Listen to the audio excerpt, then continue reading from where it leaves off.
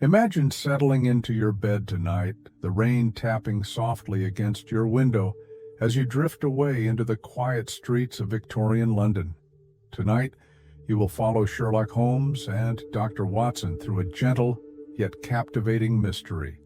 A tale woven with hidden love letters, faint traces of exotic poison, and a secret child protected by silent devotion.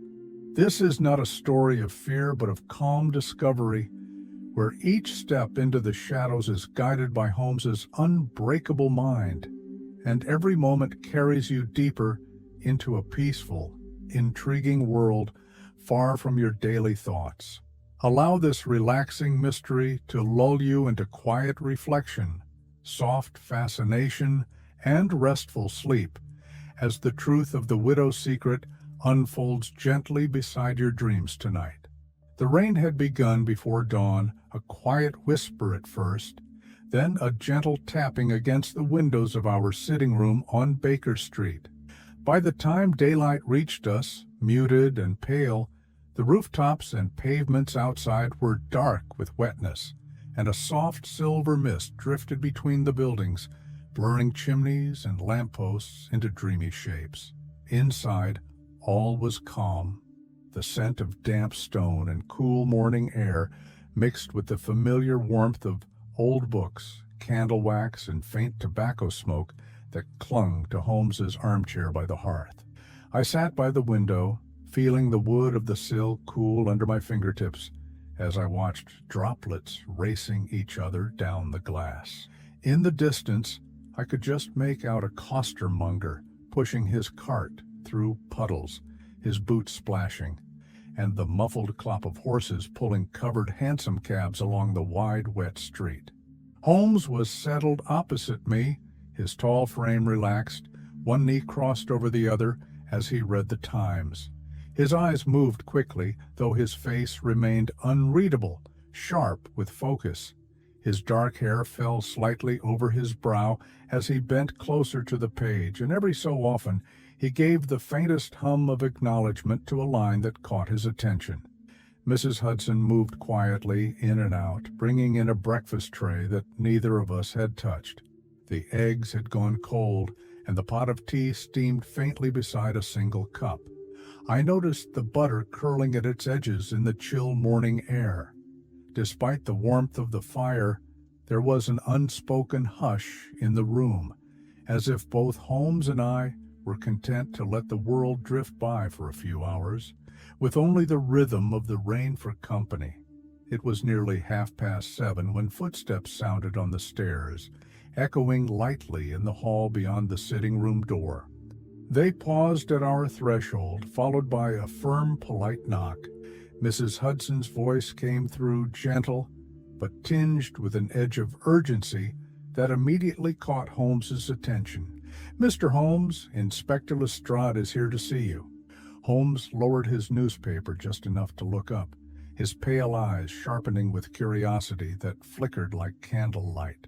He folded the paper neatly in his lap, his long fingers brushing invisible creases from the newsprint, and leaned back slightly in his chair. "Do show him in, Mrs. Hudson." The door swung wider, and there stood Inspector Lestrade, outlined against the dim hallway. His brown overcoat was slick with mist, its shoulders darkened by rain, and a faint sheen of water clung to his short hair. He removed his hat, shaking off droplets, before placing it carefully on the side table by the door. His expression was drawn and weary, the lines around his mouth pulled tight with restrained concern. Holmes studied him quietly, observing everything from the inspector's damp trousers, streaked with the dirt of early morning streets, to the slight tremor in his hand as he brushed rain from his sleeves. Finally, Holmes spoke in a voice that was calm and measured, a voice that seemed to blend with the rain outside. "Another murder, Lestrade?" The inspector exhaled softly, as if relieved to hear Holmes's steady tone. He stepped further into the room, glancing at me briefly before returning his gaze to Holmes. His eyes were darker than usual, shadowed with fatigue. "This one's delicate. His voice fell into the hush of the room, carrying a heaviness that seemed to press the damp air closer around us. He paused, as though searching for words that would make the news easier to share, but finding none. A society hostess. Poisoned. Her name was Elizabeth Carroway. He did not add anything more in that moment, letting her name settle in the quiet. The only sounds were the soft patter of rain against the window panes and the faint ticking of the clock above the mantel. I felt a slow chill pass through me, not from the morning air, but from the sudden knowledge that outside our warm sitting room, where tea cooled and rain fell softly, someone's life had ended in silent violence. Holmes did not move for several long seconds. Then, with a small nod, he placed his folded newspaper on the table beside him and leaned forward, elbows on his knees, steepling his fingers under his chin. His gaze remained locked on Lestrade, his expression unreadable, but his mind already stirring into quiet, relentless motion. "Tell me everything," he said, his voice low and even, almost as if he were comforting the inspector, inviting him to lay down the burden of his knowledge. And so began a case that would draw us out of our peaceful morning into secrets buried in poetry and letters, into lives half hidden behind closed writing desks, and into the silent spaces between love and betrayal that wait, patient as the rain, to be discovered. The journey to Bloomsbury was quiet, carried out beneath a persistent drizzle that veiled the city in silver-gray mist. As our cab rattled through the awakening streets, I observed how the rain transformed everything. Brick facades shone dark and clean. Iron railings gleamed with tiny beads of water, and the thin trees lining Bedford Place trembled under each cold droplet. London seemed subdued under the weight of that morning, as though all sounds were muffled by the damp air. Holmes sat opposite me, his gaze turned inward. The rhythmic sway of the cab did nothing to disturb his focus.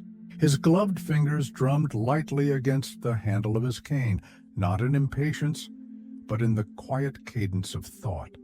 I had come to recognize that subtle movement, the silent gathering of scattered clues into something cohesive within his remarkable mind. Inspector Lestrade rode beside the driver, his silhouette blurred through the wet glass.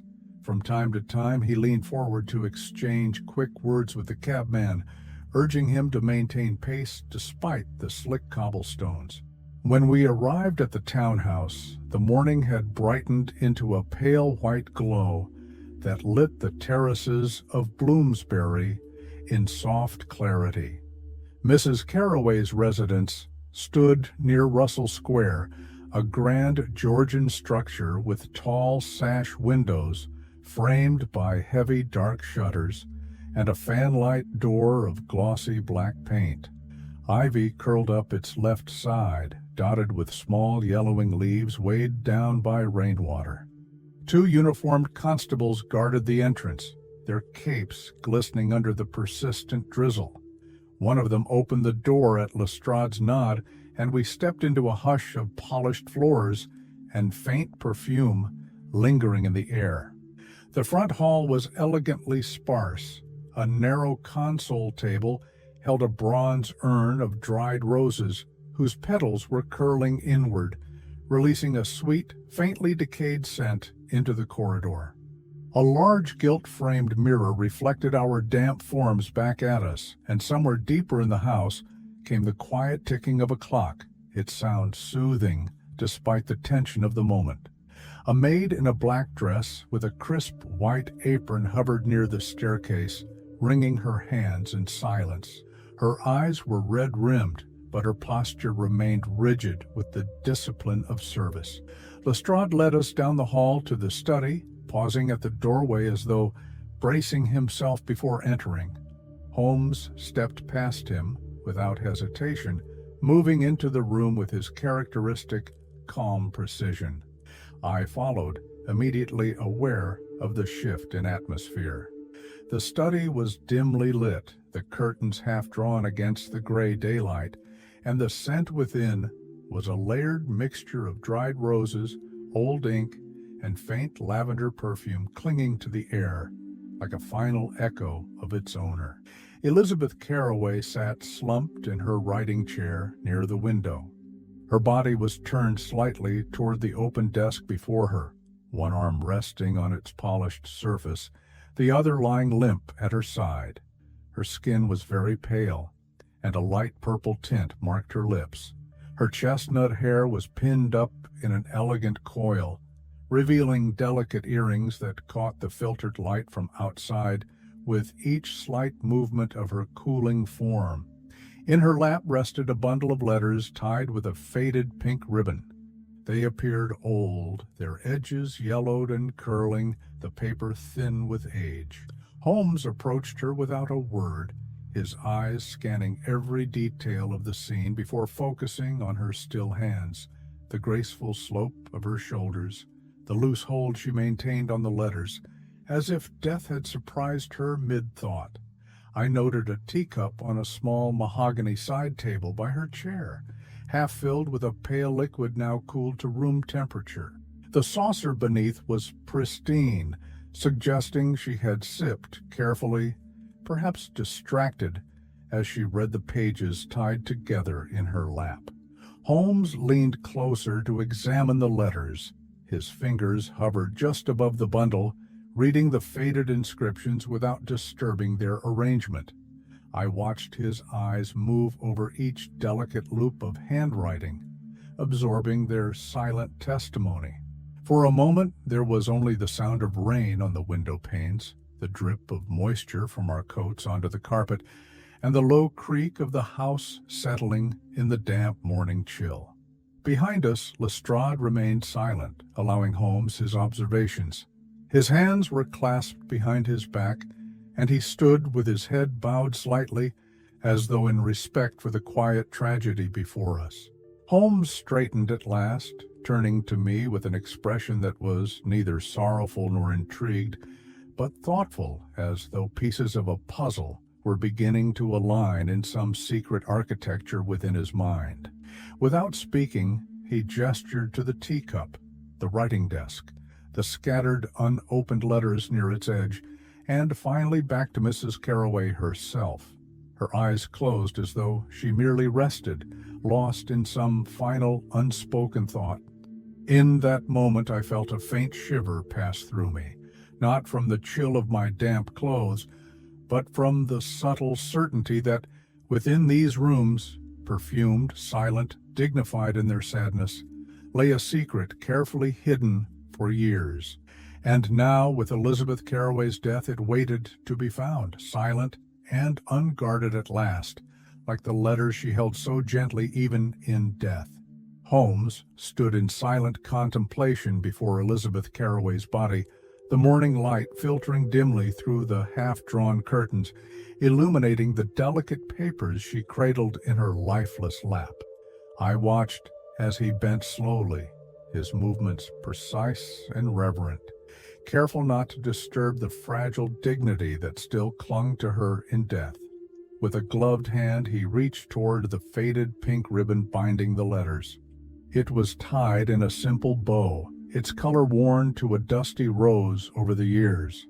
The letters themselves were thin and fragile, each page creased at the folds and darkened to a gentle ivory. Holmes lifted the topmost sheet, holding it delicately between thumb and forefinger, allowing the edge to flutter down until the entire page was revealed. The handwriting upon it was graceful and looping, formed with the sure strokes of a confident writer. The ink, though faded in places, retained its gentle brown hue. I stepped closer to read over his shoulder, drawn by an instinctive sense that these words, now silent in their author's death, still pulsed with life's secret warmth. Holmes read silently for a moment, his lips moving almost imperceptibly as he absorbed each line. Then he handed the page to me, his eyes fixed on the next letter as he continued to examine them in sequence. I began to read, letting the words settle softly into the quiet study.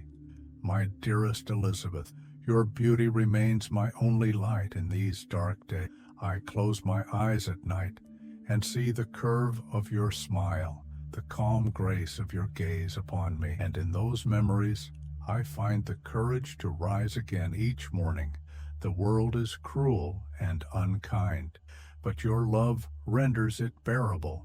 Never doubt that, even if my words fall silent, my heart will remain forever yours.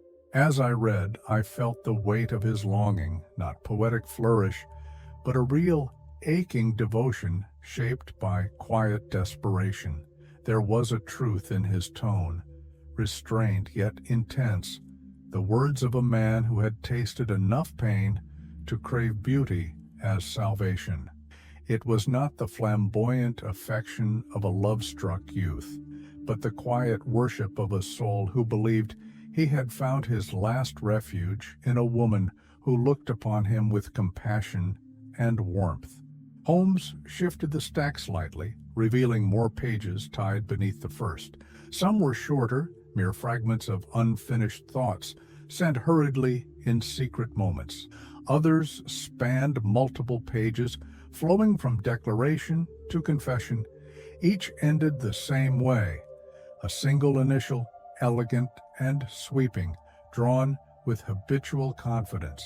At the bottom of the first page, in a script that curved sharply at the end of each stroke, was written simply E.M.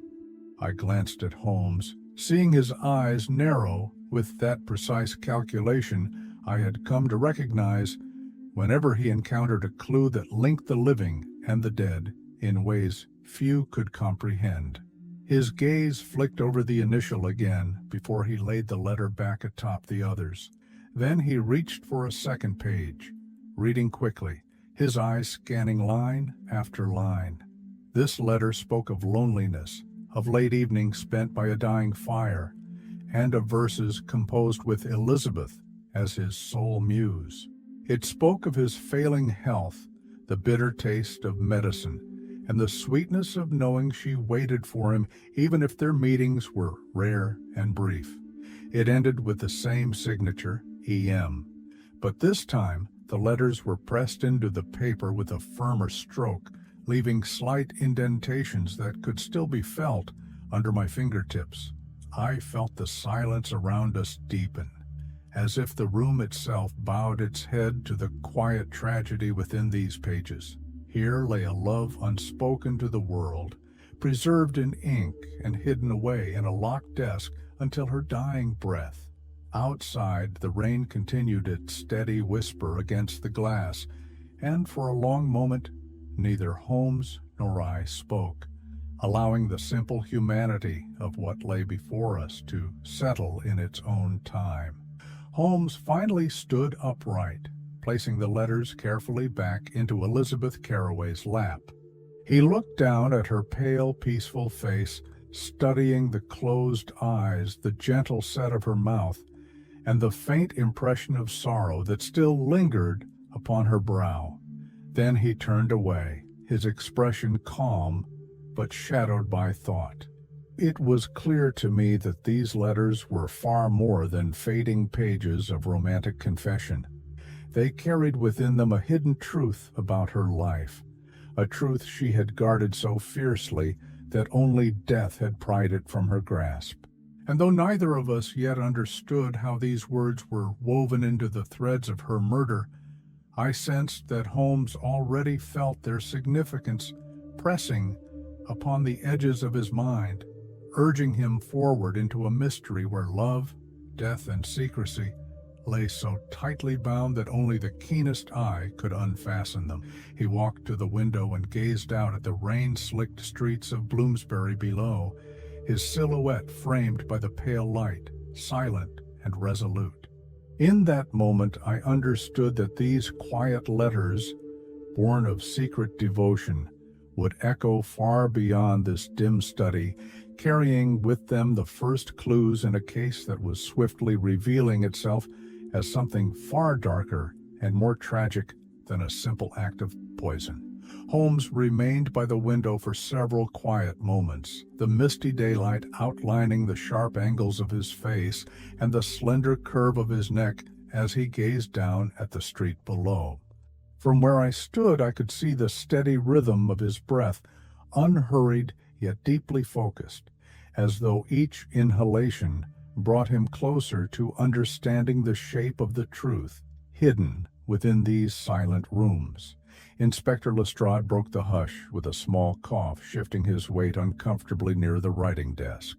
Holmes turned slightly at the sound, his attention still half fixed upon his thoughts as he gestured lightly towards the letters resting in Elizabeth Carroway's lap. "Tell us, Lestrade, who is E.M.?" Lestrade stepped forward, careful not to disturb any papers scattered across the dark mahogany surface. He kept his gaze upon the bundle of letters as he spoke, his voice low with restrained solemnity. "Edward Mallory. He was a poet, quite celebrated in his day, though his work never brought him much money. He died nearly 10 years ago from tuberculosis. At the end, they said he was writing verses even on scraps of newspaper when he had no more clean pages left." The name rang faintly familiar in my memory, conjuring the image of thin volumes with embossed titles, sold in the window stalls along Charing Cross Road. I recalled his poems were often melancholic, laced with reflections on illness, lost time, and quiet devotion. Many Londoners had once quoted his verses at dinner parties, admiring their careful restraint. Lestrade continued, glancing briefly at me before returning his attention to Holmes. There were always whispers about an affair between him and Mrs. Carroway, but nothing was ever confirmed. She was newly widowed then, still in her 30s, and he was already coughing blood in his rooms off Tottenham Court Road. People said she visited him under the guise of supporting his artistic work, but the truth was never known. Holmes remained silent, the lines of his face calm yet sharpened by contemplation. He stepped away from the window, moving with a deliberate slowness as he crossed to the writing desk. There, his eye scanned the objects arranged upon its surface. An ivory letter opener stained faintly with old ink, a porcelain inkwell shaped like a swan with gilded wings, and a heavy glass paperweight containing a small, preserved white rose, frozen in its crystalline depths. He picked up the paperweight, holding it up to the muted light. The trapped flower within glowed softly, each petal curling inward, perfectly preserved in silent surrender to time. Who else knew about these letters, Lestrade? The inspector pursed his lips, shaking his head slightly, as though still reluctant to share the details of his investigation. Finally, he replied, "Only her lawyer, from what we have learned so far. She kept them locked in her writing desk. He said she reviewed them often in private, but no one else was aware of their existence. At least, not until now." Holmes replaced the paperweight with a precise movement, his gaze drifting back to Elizabeth Carroway's still figure in the chair. For a long moment, none of us spoke. The only sounds were the quiet ticking of the clock in the hall beyond, and the soft whisper of rain against the window panes. It was as if the room itself waited, suspended in the calm before an inevitable revelation. I studied Holmes's profile as he stood there, his eyes half-lidded in deep thought. I could almost hear the silent machinery of his mind working, sifting through each fragment of information, discarding the irrelevant, and placing each remaining clue into the intricate structure of reason he was already constructing. At last he drew in a slow breath, his chest lifting gently under his dark wool coat. Then he turned, his gaze resting briefly upon me before shifting to Lestrade, his expression composed but tinged with a quiet certainty. This was not merely a death, Lestrade. This was a silencing. And within these letters lies a secret powerful enough to provoke murder. We must understand precisely what that secret is.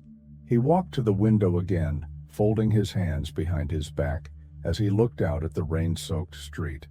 The distant clatter of carriage wheels and the muffled calls of newspaper boys drifted upward through the misty air, carrying with them the indifferent rhythm of London's waking day. In that silent study, dim with early morning light and perfumed with fading roses, I felt a soft shiver pass through me, for I sensed with a certainty that settled like a stone in my chest that we had stepped quietly into a mystery where love and death intertwined so seamlessly that to untangle them would require every ounce of Holmes's skill, and perhaps reveal truths far more tragic than even murder itself. Holmes remained by the window for some time, silent as the mist outside thickened and gathered along the panes. From where I stood near Elizabeth Carroway's writing desk, I could see his reflection in the glass. Tall, composed, his eyes narrowed slightly in thought as he studied the blurred shapes of London beyond. When he finally moved, it was with calm precision. He turned from the window and crossed the room, his gaze sweeping once more over the quiet scene, the pale, lifeless woman, the letters tied with their faded pink ribbon, and the untouched teacup resting upon its delicate saucer at her elbow. Holmes paused by the small mahogany table, bending slightly to examine the teacup. He tilted it gently in his gloved hand, observing the pale liquid residue clinging to its interior. Then, without a word, he raised the rim to his nose, inhaling carefully. His eyes remained half-closed, as if listening inwardly to the silent testimony of scent. I watched his face for any flicker of reaction. There was none, only the faint tightening at the corner of his mouth that told me he had reached an immediate conclusion.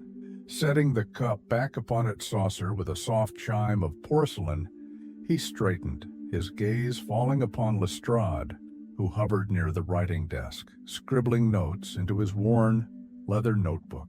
"Curare derivative," Holmes said softly. "Rare in England, almost never used here, in fact. Its source is South American, the Amazon basin. Tribes once tipped their arrows with it for hunting, knowing its effects were swift and certain."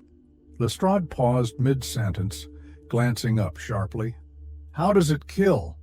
Holmes's expression remained calm, though a quiet gravity settled into his eyes. "Paralysis, beginning at the extremities, slowly rising until it reaches the lungs. The victim remains conscious as it advances. She would have felt her fingers stiffen, her breathing grow shallow, and then nothing. It is a death of quiet suffocation, swift only once it completes its work." A silence fell over the study. I looked down at Elizabeth Carroway, seated so peacefully in her chair as if she had merely fallen asleep while reading those final hidden letters. The thought of her final moments, trapped within her own failing body, eyes open to the world yet unable to draw breath, sent a cold ache through my chest. Lestrade frowned, rubbing his thumb against his temple as he processed Holmes's words. "Who uses that outside South America? We see arsenic, laudanum, even belladonna on occasion. But this is something else entirely." Holmes stepped away from the table, his polished boots silent upon the thick carpet. He clasped his hands loosely behind his back, his posture relaxed, yet his gaze sharp with thought. The rain outside softened into a faint misting drizzle, casting a gentle light through the half-open curtains. Dust motes floated like drifting stars in the stillness between us. "Someone with money, connections, and motive," Holmes said, his voice low and calm. "This was not purchased from an apothecary down the road. It was obtained with intention, through channels unknown to most. And it was chosen not only for its certainty, but for its silence." He glanced once more at the letters in Elizabeth's lap, their edges curled with age, their faded ink bearing witness to a devotion hidden from all eyes for so many years. His expression remained impassive, but I sensed the tension gathering beneath that composed surface, like a violin string drawn taut, waiting only for the touch of the bow to reveal its full resonance. Holmes turned back to the window, looking out into the gray morning where carriages rolled steadily through shallow puddles along Russell Square. For a long moment he stood there unmoving, the rain streaking down the glass before him, as if seeing not the streets of London, but the deeper pathways that led into the heart of this silent, secretive crime. And in that moment, the study felt almost sacred in its hush. The scent of roses and lavender perfume lingered in the damp air, mingling with the faint mineral scent of curare rising from the teacup, weaving a quiet requiem for a life lost and a mystery only just begun. The silence in the study deepened after Holmes spoke of the curare, as though the room itself held its breath in solemn respect. Lestrade turned away to confer quietly with a uniformed constable stationed near the doorway, leaving Holmes and me alone with the drifting scent of roses and the gentle patter of rain against the window panes. Holmes moved then, but not towards the desk or the silent figure of Elizabeth Carroway. Instead, his gaze swept to the floor. With a calm, almost languid motion, he lowered himself into a crouch by the heavy Persian carpet that covered most of the study. The intricate weave of crimson, navy, and gold held the sheen of quality that spoke of quiet wealth. But Holmes saw beyond its colors to the hidden truths embedded within its fibers. He bent closer, his eyes narrowing as he examined a faint scattering of debris near the curve of the writing chair. Reaching into his coat pocket, he retrieved a small brass lens. Holding it to his eye, he leaned forward until his face was mere inches from the carpet, studying each minute speck with patient precision. "What do you see?" I asked softly, stepping nearer so as not to disturb his concentration. Holmes did not immediately reply. Instead, he extended one long gloved finger and touched something hidden among the carpet's thick threads. Gently, he coaxed out several small, twisted flakes of dark brown substance, lifting them into his palm for closer inspection under the lens. "Tobacco," he murmured finally, his voice quiet and thoughtful. "Dark Cavendish blended with black Latakia. Yes, unmistakable. There is a faint scent of Turkish Latakia beneath the Cavendish sweetness. It is a deeply aromatic blend, robust, yet with a subtle dryness that lingers on the palate." He rose smoothly to his feet, closing the lens and returning it to his pocket before bringing the flakes to his nose. His eyes half closed as he inhaled, the faintest hint of recognition softening his features. Turkish Latakia, imported through Cyprus and blended with English dark Cavendish.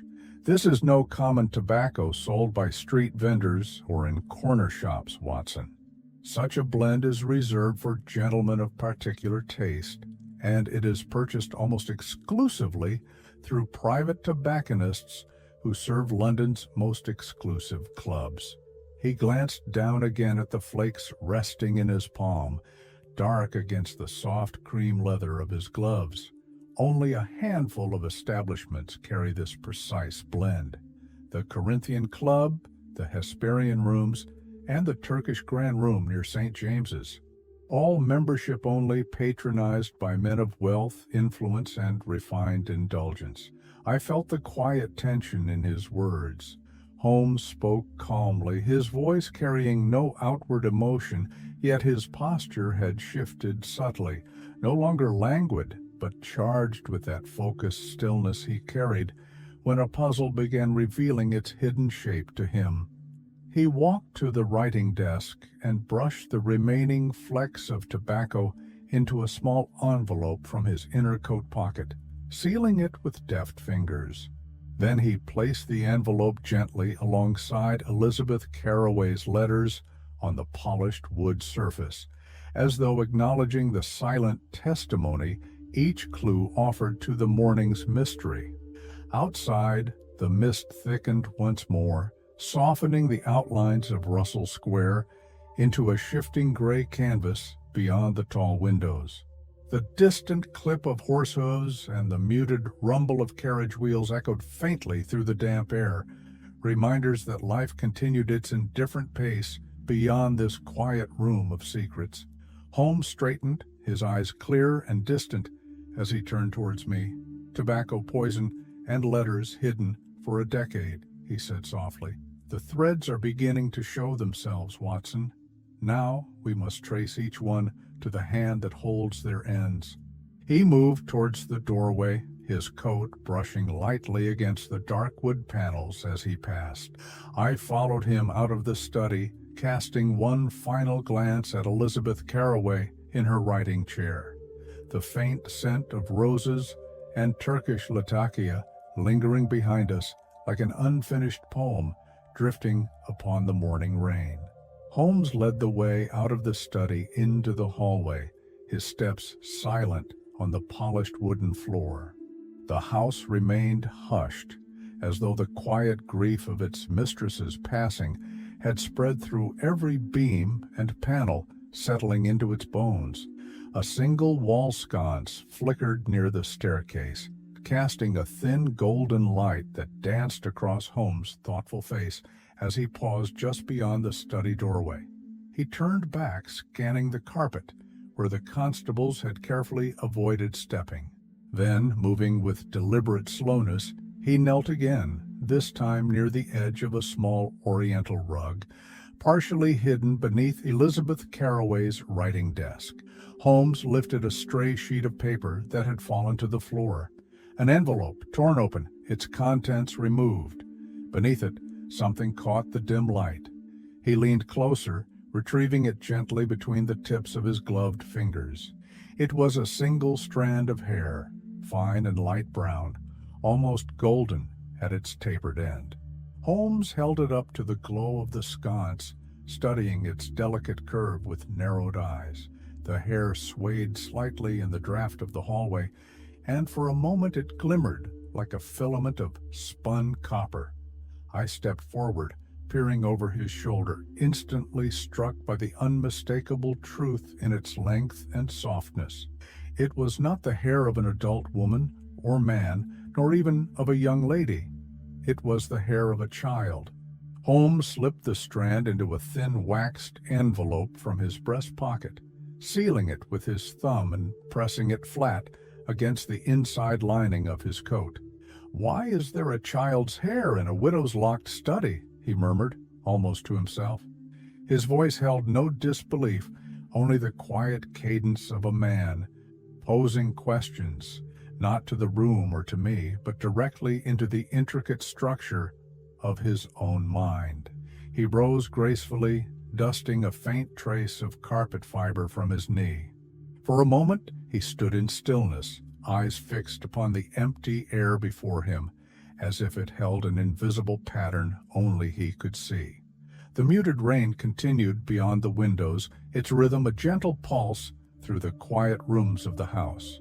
Then, with a small nod to himself, he turned and walked back into the study, his coat brushing lightly against the carved frame of the doorway. I followed him, feeling the subtle shift in atmosphere that always accompanied his silent revelation. Something had changed. Some hidden door within this mystery had opened a fraction wider. Holmes moved to the writing desk once more, placing his fingertips lightly upon its polished surface, letting them drift across the scattered papers, the sealed letters, and the small porcelain swan inkwell, as though listening for a silent echo of the life once lived here. He glanced towards Lestrade, who had been speaking in low tones to one of the constables by the window. "Inspector," he said softly, "there is more here than the death of a society hostess. There is a hidden life in this house, and it has left its traces even where the murderer believed all was concealed." Lestrade frowned, his brow furrowing in weary confusion. "What life do you mean, Holmes?" Holmes did not reply immediately. Instead, he turned to face Elizabeth Carroway's still figure, her hands folded loosely in her lap over the faded letters, her hair pinned back in graceful coils, now dulled by death's stillness. His eyes softened for a brief moment, not in sorrow, but in quiet respect for the unseen burdens she had carried to her grave. Finally, he spoke in a voice so calm and even that it blended with the soft hush of rain upon the window panes. The life of a child, Lestrade. A child hidden within the shadows of love, shame, and secrecy. And wherever there is hidden life, there is hidden motive. He walked away from the desk, leaving the inspector staring after him in silent confusion, and moved toward the tall windows. There he stood, outlined against the gray glow of morning, his posture relaxed, but his gaze distant, as if he were already seeing the next steps of this mystery unfold in quiet inevitability. And in that dim study, scented faintly with roses, ink, and Turkish tobacco, I felt a deeper current of truth begin to stir beneath the surface of this silent, elegant death. For Holmes had sensed what no one else could yet see, that somewhere in London a child carried the secret of Elizabeth Carroway's final days, and that secret was now the key to unveiling the silent hand that had delivered poison into her morning tea. The quiet study remained heavy with the scent of old roses and perfume as Holmes stood by the tall windows, his silhouette outlined against the pale gray light of the morning. He remained motionless for a long while, eyes half closed, as though listening to something far beyond the walls of that silent room. Then, with his usual fluid grace, he turned away and faced Inspector Lestrade. "Lestrade, I need to speak with the housemaid."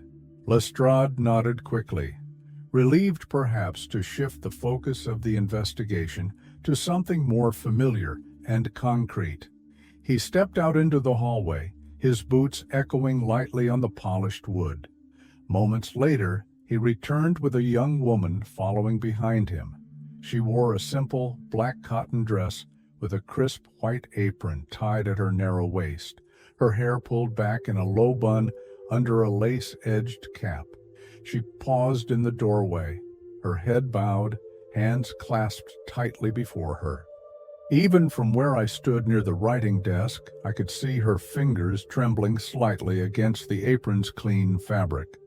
Holmes gestured gently for her to enter. "Please, come in. What is your name?"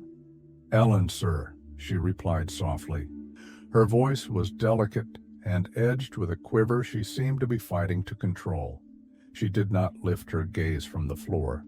Holmes's tone remained calm, even gentle, as he spoke again. "Ellen, tell us about Mrs. Carroway's routine these past weeks. Did she go out often?" Ellen shook her head, still staring down at her clasped hands. "No, sir. She rarely left the house these days, only for her church visits on Sundays, and even then she sometimes stayed home if she felt unwell." "And her mornings? What did she do each day?" "She spent her mornings in here, sir, in the study. She would sit in that chair by the window and read her letters. Sometimes she wrote new ones, though I never saw to whom they were addressed. Other times she simply sat holding them, quiet and still, for hours." Holmes watched Ellen carefully as she spoke, his eyes gentle yet unwavering. Did she seem worried about anything recently? Afraid? Distracted? Ellen hesitated. Her gaze flickered upwards for the briefest moment before returning to her hands. "She seemed sad, sir. Sadder than usual. She would cry sometimes, very softly. I would hear her through the door when I brought her tea in the mornings. It was not loud sobbing, sir, just quiet tears, as though she was missing someone terribly." Holmes inclined his head slightly, acknowledging Ellen's words with silent understanding. He gestured towards the writing desk and the neat rows of envelopes stacked upon it. Did she ever speak of these letters to you? No, sir, never. She kept them locked away in her desk. I only saw them when I came in to dust each Friday, and even then, she asked me not to touch the top drawer at all. Holmes fell silent for a moment, his gaze drifting towards Elizabeth Carroway's lifeless form in the writing chair, her hands folded gently over her faded letters. The hush in the room seemed to deepen, pressing around us with the faint scent of lavender and old ink rising softly in the damp morning air. "Thank you, Ellen," Holmes said, his voice quiet and reassuring. "You have been very helpful. You may go now." Ellen curtsied quickly, her eyes still downcast, and backed out of the study. We listened to her hurried steps fade down the corridor towards the kitchen, where the muffled sounds of other maids working could just be heard beneath the rain's steady whisper against the window panes. Holmes remained standing for a time, his gaze fixed upon the doorway through which Ellen had left. Then he drew in a slow breath, his chest lifting gently beneath his dark coat. When he spoke, it was in a voice so soft that only I, standing near, could hear him. She was not only reading those letters, she was preparing herself for something, an ending, perhaps, or a revelation that never came. He walked back to the writing desk, resting his fingertips lightly upon its polished surface, as though feeling the quiet echoes of Elizabeth Carroway's final mornings, the tears she shed, the memories she revisited, and the silent dread that must have gathered in her chest like a rising tide. I watched him in that dim room, lit only by the gray dawn and the flickering glow of the hallway sconce beyond the door.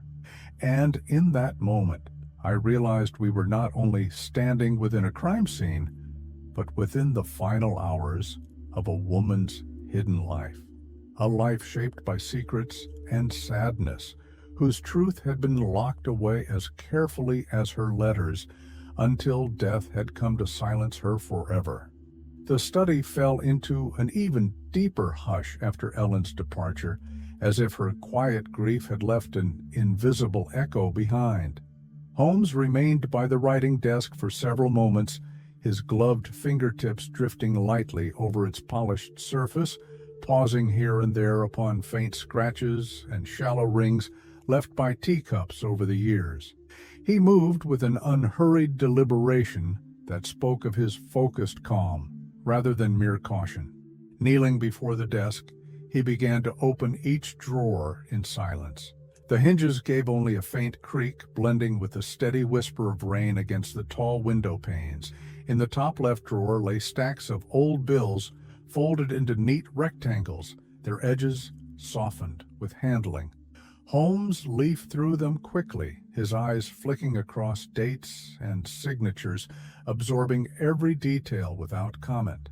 He set them aside and moved to the next compartment, where a small box of embossed cream-colored cards sat among sealing wax, pen nibs, and tied bundles of pale blue ribbon. The sweet scent of lavender clung faintly to each item, as though Mrs. Carroway had perfumed her writing supplies with gentle care. Holmes opened the middle drawer, revealing a collection of personal invitations and calling cards arranged in a small cedar tray. He passed over them quickly, his eyes sharpening only when he reached the final compartment, the deepest drawer at the bottom right. It was locked. Without pausing, he withdrew a slender steel pick from his inner coat pocket. Kneeling closer, he slipped the tool into the lock with deft precision, turning it gently until a soft click released the mechanism. The drawer slid open with surprising smoothness. Inside lay a single sealed envelope resting atop a folded cream linen handkerchief. Holmes reached for the envelope, holding it up to the pale daylight.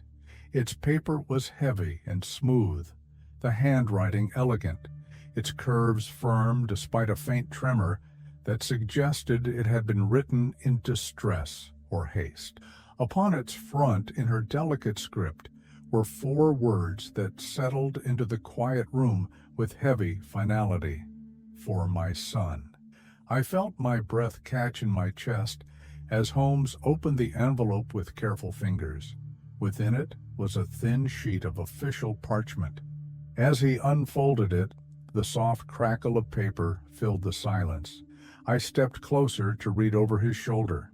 It was a birth certificate. The name written upon it was William Carraway, born 9 years ago in a small private clinic in Kensington. The mother's name was listed as Elizabeth Carraway. The father's name, written in the same bold hand as the rest of the form, was Edward Mallory.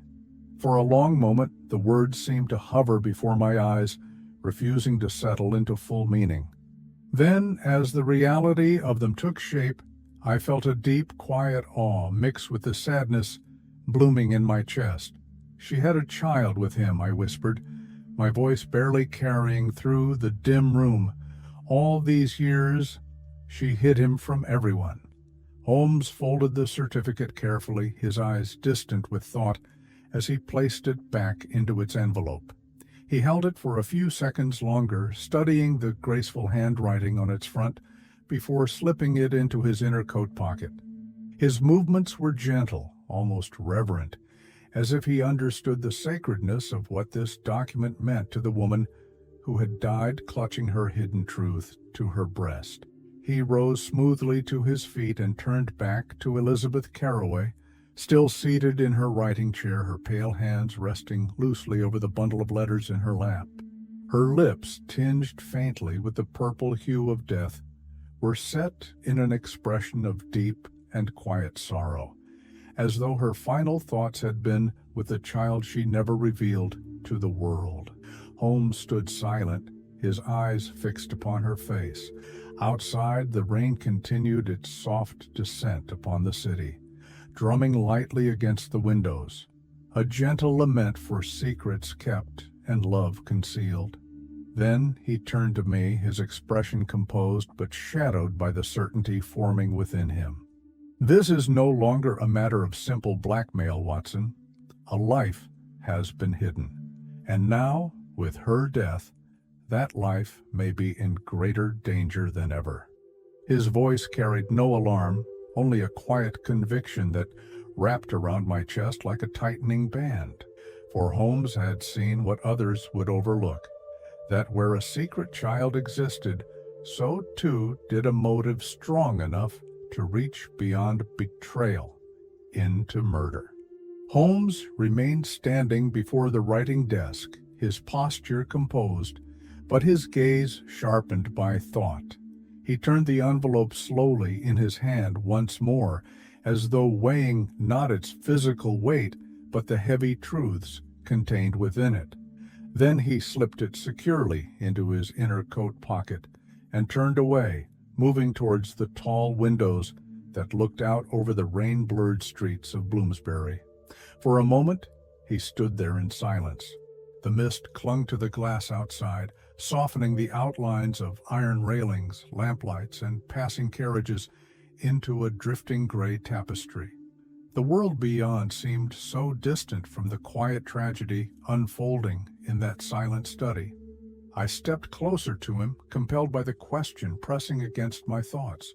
Holmes, this child, William Carraway, did she keep him here in the house?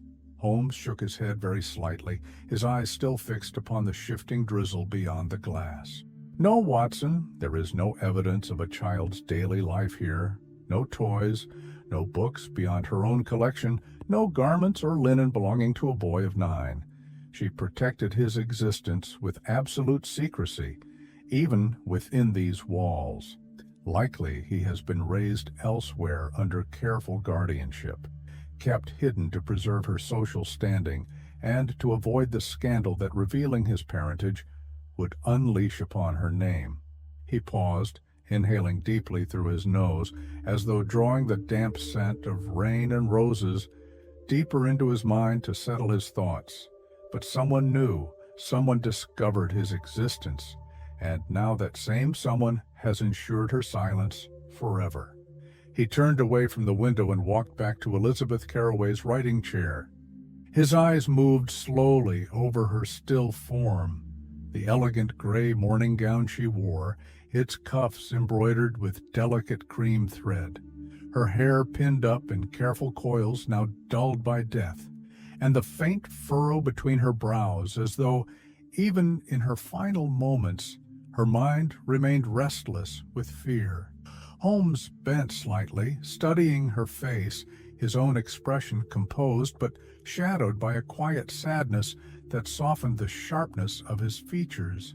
She died knowing her secret might not remain hidden, that her son could be threatened or taken or destroyed by scandal. That knowledge would have terrified her far more than death itself. He straightened, placing his hands lightly upon the writing desk, fingers spread as though feeling the silent echoes of her final days. Then he looked back at me, his eyes dark with conviction. "Watson, we must find this boy. His life is now at the very center of this crime. Whoever silenced her will not hesitate to harm him if it ensures their power remains unchallenged." His voice was low but firm, carrying within it the quiet authority of a man who had made an unbreakable decision. Outside, the rain quickened slightly, drumming softly against the tall windows with a steady rhythm that matched the silent urgency building within the room. I nodded, feeling a cold resolve settle through my chest. For in that moment, the case shifted from a mystery of poisoned tea and hidden letters to something far deeper and more tragic. The life of a child born from secret love, now shadowed by silent danger. Holmes turned towards Lestrade, who was conferring quietly with one of the constables near the study doorway. "Inspector," he called softly, his voice calm yet edged with command, "we will need to visit Mrs. Carroway's solicitor. Only there will we find where she hid her son and begin to understand why revealing him was worth a woman's death." And as we stepped from the study into the dim hallway beyond, I felt the quiet house close around us once more, its rooms scented with faded roses and lavender, its walls holding secrets so heavy that even in death Elizabeth Carroway had not been freed of them. The carriage ride to the offices of Pennington and Ashcroft was silent, save for the steady whisper of rain upon the cab roof and the rhythmic clatter of the wheels on wet cobblestones. Holmes sat opposite me, his eyes closed, fingertips pressed lightly together under his chin in quiet contemplation. Outside, London drifted past in blurred silhouettes, iron railings dark with rain, pale stone facades streaked with moisture, and the wavering glow of gas lamps along the streets of Holborn. When we arrived, Lestrade stepped down first, speaking briefly with the constable who accompanied us. Holmes descended last, pausing under the brass awning that shielded the building's wide entrance. He looked up into the misting drizzle, as though reading patterns in the low gray sky, before turning to the polished mahogany doors and stepping inside. The offices were quiet, lined with tall bookcases of dark oak and glass-fronted cabinets containing ledgers, sealed wills, and faded deeds bound in red tape. The scent of beeswax polish and old paper filled the corridor as a clerk led us to the inner chamber, knocking gently before opening the door to announce our arrival. Mr. Pennington sat at a broad walnut desk near the window. He was a thin man in his late 50s with pale skin and a fringe of white hair carefully combed back from a high forehead. Small gold-rimmed spectacles perched upon his nose, behind which his gray eyes watched us with polite wariness. He rose quickly as we entered, bowing his head to Holmes and Lestrade, before gesturing to the leather armchairs arranged before his desk. "Mr. Holmes, Inspector Lestrade, please sit. I understand this is regarding Mrs. Carroway's passing." Holmes inclined his head slightly, lowering himself into the nearest chair with quiet composure. Lestrade remained standing by the window, his damp overcoat dripping faintly onto the polished floorboards. Mr. Pennington folded his hands together upon the desk blotter, his fingers long and veined, the nails manicured to a faint ivory sheen. "It is a tragic matter," he said softly, his voice carrying a note of genuine sadness despite its professional restraint. "Mrs. Carroway was a valued client for many years, a discreet woman, but not unkind, always precise in her arrangements." Holmes studied the solicitor's composed face for several silent seconds before speaking, his tone calm yet edged with gentle firmness. "Mr. Pennington, we have reason to believe that Mrs. Carroway maintained financial arrangements connected to a child, her son. We require any documentation or information you hold regarding him. His safety may now be in jeopardy." The solicitor did not move for a long moment. His expression remained carefully neutral, though a faint tension flickered along his jaw before he exhaled quietly, glancing down at his folded hands. "Yes, I suspected this might arise upon her death. She instructed me with explicit confidentiality regarding that matter.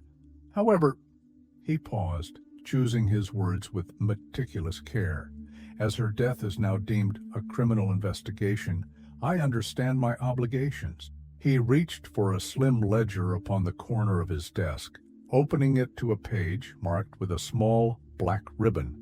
Running his finger down the neat columns, he spoke without looking up. "She arranged monthly payments to a Miss Hargrove in Hampstead. The payments were listed under household assistance and personal tutoring. They were not large sums, but consistent, arriving on the first of each month for the past 9 years. Holmes's eyes narrowed slightly, the only outward sign of the silent calculations taking place behind them. "Miss Hargrove," he repeated softly. "What is her connection to the child?" Mr. Pennington closed the ledger, folding his hands once more with quiet finality. "She is a governess, retained privately. The boy was placed in her care shortly after his birth. Mrs. Carroway insisted the matter remain absolutely confidential. Even I was not to inquire further. The payments were made discreetly through a trust arrangement, avoiding direct reference to the boy himself. She wished to ensure his upbringing and education without risking public exposure." Holmes leaned back slightly in his chair, his eyes drifting towards the rain-streaked window beyond the solicitor's shoulder.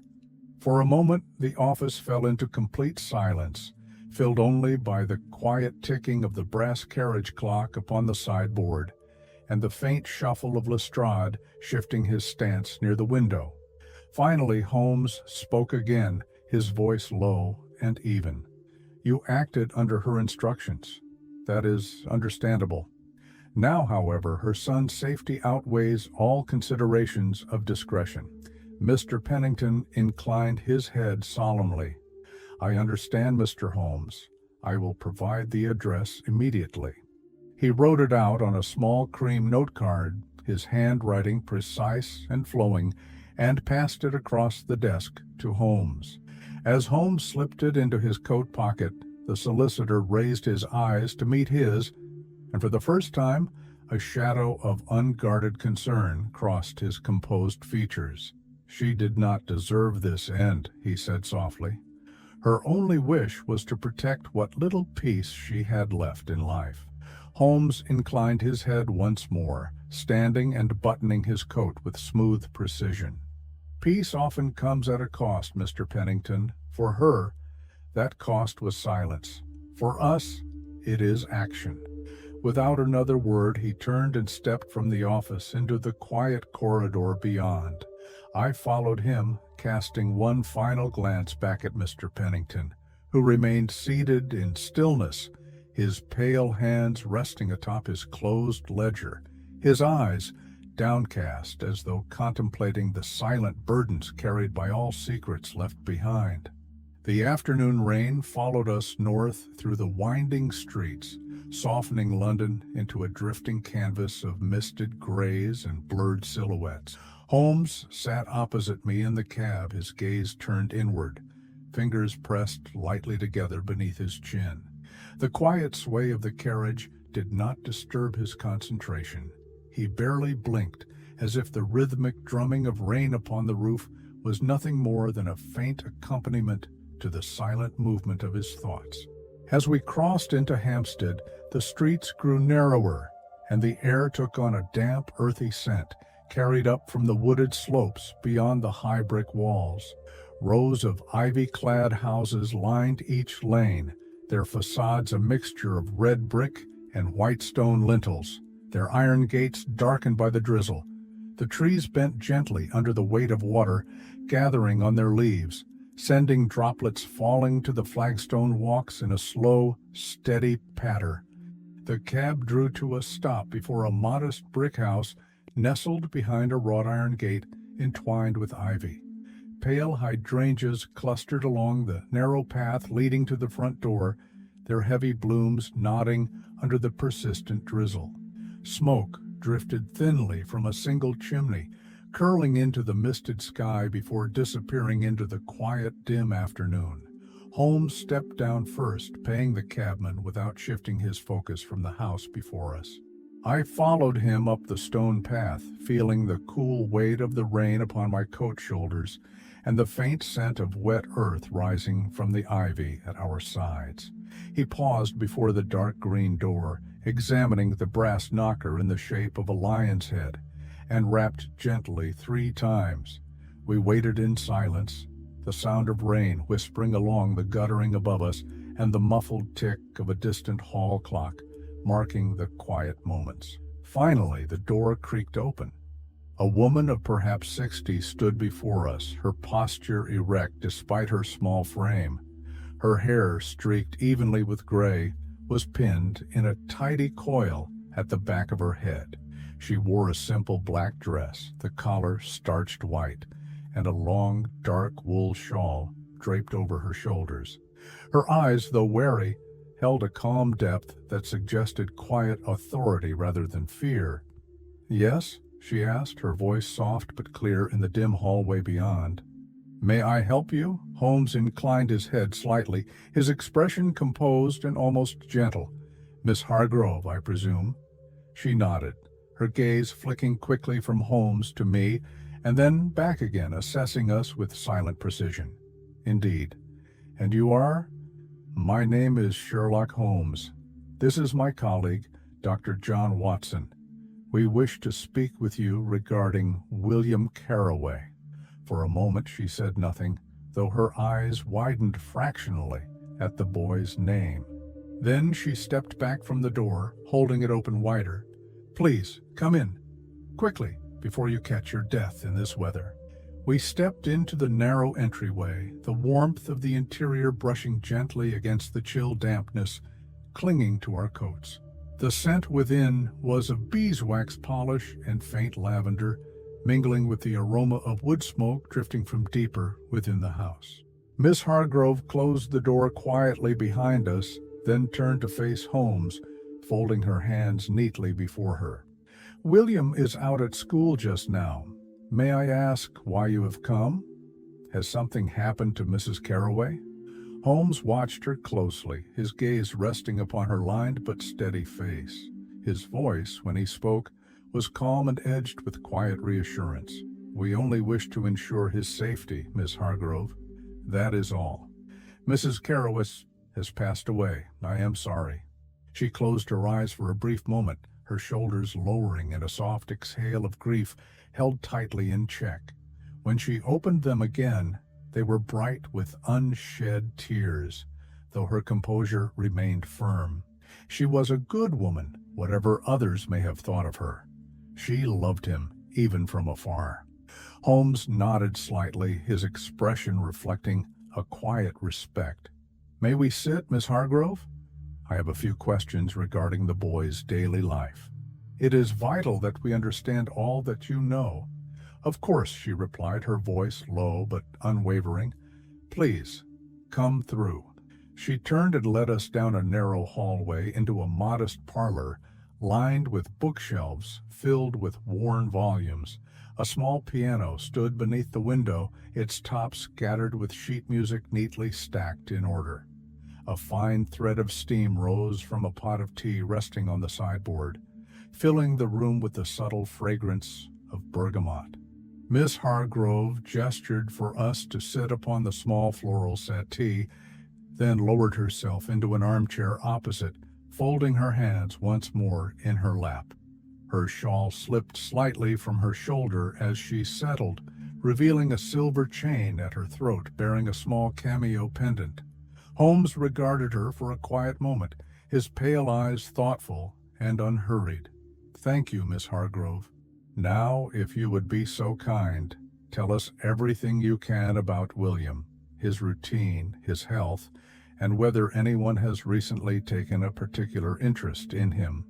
Outside, the rain continued its steady descent upon Hampstead's quiet lanes, drumming softly against the window glass. And in that warm parlor filled with lavender and wood smoke, the quiet truth of Elizabeth Carroway's hidden life was beginning to unfold, revealing the tender secret she had guarded so fiercely until her final breath. The room fell into a hushed stillness as Miss Hargrove sat opposite us, her slender hands folded neatly in her lap, her gaze lowered in quiet composure. The rain continued to patter softly against the parlor windows, blurring the ivy outside into wavering green shapes that swayed gently in the damp afternoon breeze. Holmes leaned forward slightly on the settee, his gloved hands resting lightly upon his knees, his posture composed but attentive. "Please, Miss Hargrove, tell us about William, his daily routine, his manner, anything that may help us understand his circumstances." She nodded once, lifting her eyes to meet his with a frank and steady gaze. "William is a gentle boy," she began, her voice low and edged with affection, quiet but not withdrawn. "He rises early each morning, dresses himself, and takes breakfast here with me before walking to the preparatory school 2 streets away. He enjoys his lessons, particularly Latin and geometry.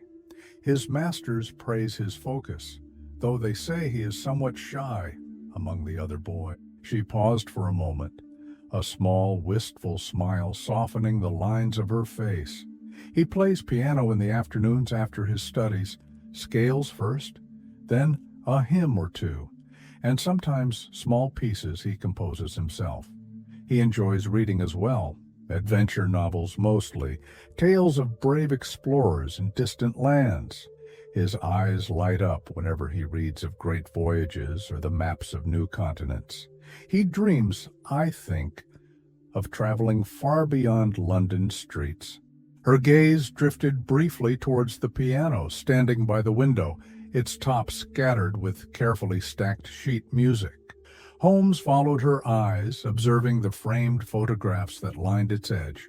Among them was a small portrait of William, a boy of about 9, with fine brown curls neatly parted to the side, and large eyes of quiet intelligence.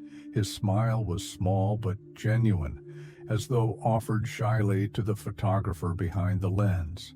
Holmes rose from the settee and walked to the piano, lifting the small frame and studying it closely. For a long moment he remained silent, his gaze lingering upon the child's gentle features. Then he replaced it with careful precision. Turning back to Miss Hargrove, "Did he ever visit Mrs. Carroway?" Holmes asked softly. Miss Hargrove folded her hands more tightly in her lap, her eyes lowering again. "Yes, once a month, on the first Saturday. I would bring him to her townhouse in Bloomsbury. He always dressed in his best wool suit for those visits, hair combed and shoes polished. She would greet him in her study, but she never embraced him as a mother would. She would speak to him kindly, ask about his lessons, his health, and what he was reading. She never spoke of herself nor allowed him to call her mother. To him, she was Mrs. Carroway, a generous benefactress he believed helped his schooling and board." Her voice fell quiet then, the hush deepening in the warm parlor around us. A small coal fire burned low in the hearth, its orange glow flickering across the piano keys and along Holmes's still profile as he watched Miss Hargrove's bowed head. "He does not know she is his mother," Holmes said, his tone almost a whisper. Miss Hargrove shook her head gently, a tear slipping free to trace the fine lines of her cheek. "No, Mr. Holmes, he does not." It was her wish. She feared what society would say of him. Born out of wedlock, son of a man already dying of tuberculosis when she conceived, she wished him to grow without shame. And so, he believes he is simply a ward in her care. Holmes inhaled slowly, his chest lifting beneath his dark coat. I watched his eyes as they moved over the quiet room, the piano with its polished keys, the neat bookshelves lined with well-read volumes, the small porcelain vase upon the mantel filled with sprigs of lavender and rosemary. This was a home built upon calm order and quiet dignity, and within it lived a child carrying the tender hope of a mother's hidden love. He turned back to Miss Hargrove, his voice low but edged with quiet firmness. "Has anyone come asking after him recently? Anyone unusual?"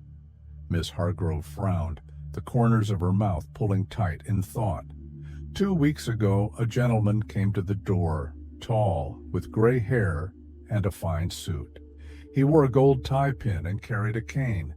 He said he was an old friend of Mr. Mallory's and wished to see William. I refused him entry, of course.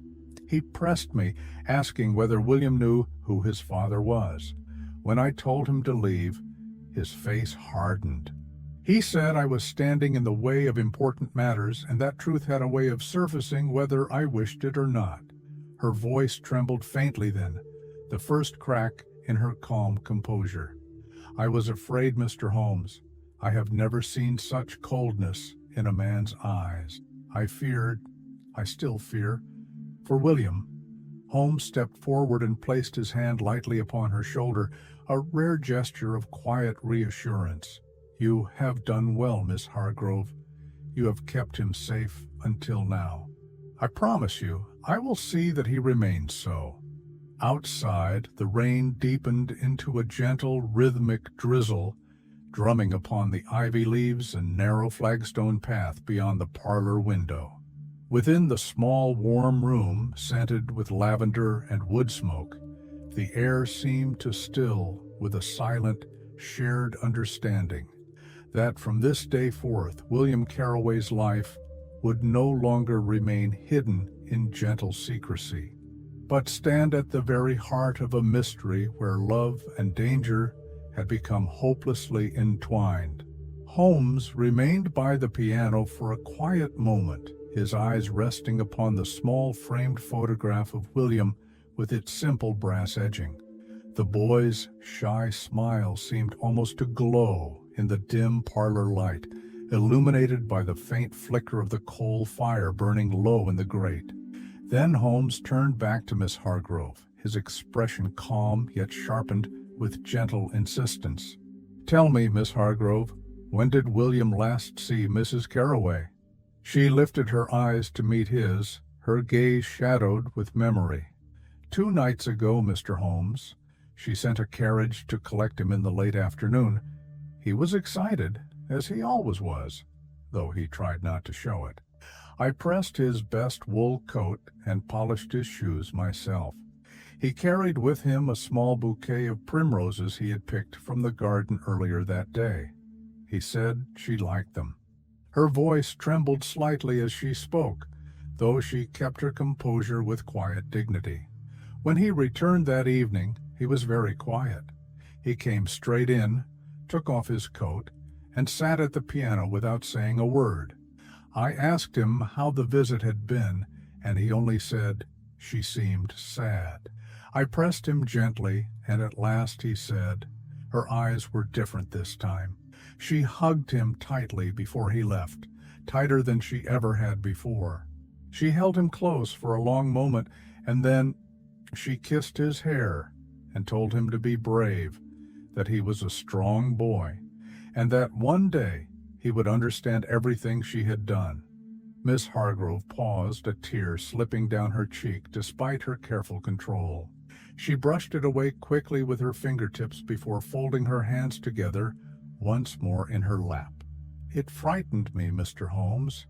There was something in the way he said it, as though she knew something terrible was coming. Holmes listened without interruption, his posture composed, his gaze fixed upon her lined and gentle face. When she finished speaking, he drew in a slow breath, his chest lifting beneath his dark coat as though to settle the weight of her words more firmly within him. He turned towards the window, watching as the drizzle drifted past the glass, streaking it with thin silver lines. Outside, the ivy trembled in the soft breeze. Its leaves darkened to deep green under the persistent moisture. The sky beyond remained a low slate gray, heavy with gathering clouds that seemed to press closer upon the quiet streets of Hampstead. He spoke at last, his voice calm and even, carrying only the faintest tremor of sorrow beneath its steady cadence. She knew her end was near. Whether she anticipated death itself, or merely the exposure of her secrets, I cannot yet say. But one does not speak such final words without awareness of what waits beyond the coming night.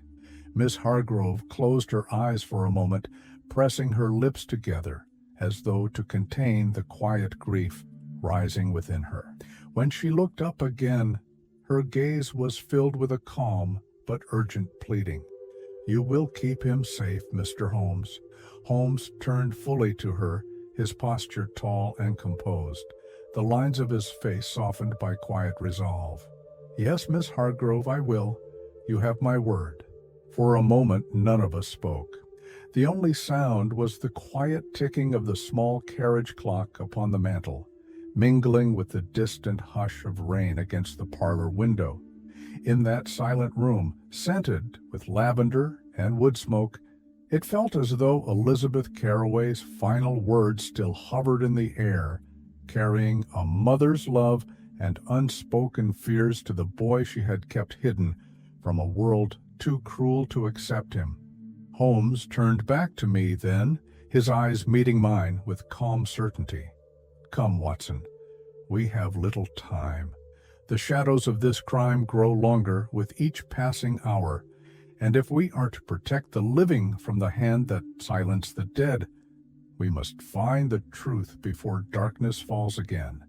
And so we rose, bidding quiet farewell to Miss Hargrove, stepping back out into the cool afternoon drizzle where the rain fell softly upon Hampstead's narrow lanes. As Holmes strode ahead of me through the damp mist, I felt the certainty of his purpose settle around us both, a silent shield against the shadows gathering ever closer in the hidden life of a widow's secret son. The cab carried us back down the winding lanes of Hampstead towards the heart of London, its wheels splashing quietly through the shallow puddles gathered along the edges of the streets. Inside the carriage, Holmes sat with his gaze turned outward, his eyes focused on the drifting veil of drizzle beyond the rain-slicked window glass. Though he appeared calm, I could sense the quiet tension gathering within him, as if each passing street brought the edges of his thoughts into sharper focus. He spoke only once during the journey, his voice low, and even in the dim confines of the cab. The death of Elizabeth Carroway was not an act of rage nor of desperation, Watson. It was a silencing, executed with precision, using a poison so rare in England that it narrows our field of suspects to the very smallest circle. And at the center of that circle lies power and fear. When we arrived back at Baker Street, the light was already fading to a cool gray dusk. The lamplighters moved silently along the pavements, their poles lifting small flames to the gas lamps that lined the road, each flicker of light casting tall shadows across the damp brick facades. Holmes stepped down from the cab with swift precision, his coat brushing lightly against his legs as he strode up the stone steps and entered our familiar sitting room. Inside, he removed his gloves and coat, placing them upon the stand before crossing immediately to his writing desk. He retrieved his notebook from the top drawer, flicking through pages filled with his neat, rapid script. His gaze remained sharp and unwavering, even as Mrs. Hudson entered quietly to set down a tray of tea beside me. Holmes turned to me then, tapping the end of his pencil lightly against the open notebook. "Watson, recall what Miss Hargrove said. 2 weeks ago a gentleman visited her house. Tall, gray hair, gold tie pin, fine suit. He claimed to be an old friend of Edward Mallory." "Yes," I replied, frowning slightly as the memory settled into place. "She said he asked if William knew who his father was, then threatened her subtly before leaving." Holmes nodded once, a single, precise gesture. He closed his notebook with quiet finality and crossed the room to stand by the window, looking out over the gathering dusk of Baker Street, where gas lamps glowed pale gold through the soft drift of rain. There are few men who would care enough to dig into Mallory's private affairs after all these years. Fewer still who possess both the resources to acquire a curare derivative and the confidence to approach a governess with veiled threats. And only one man moves within London's political and literary circles with such ruthless certainty. He turned from the window, his eyes meeting mine with calm conviction. Charles Brandon. The name landed in the quiet room with a weight I could almost feel. I recognized it at once, though only faintly, a member of Parliament whose speeches occasionally found their way into the papers, known for sharp intelligence and an unflinching pursuit of influence.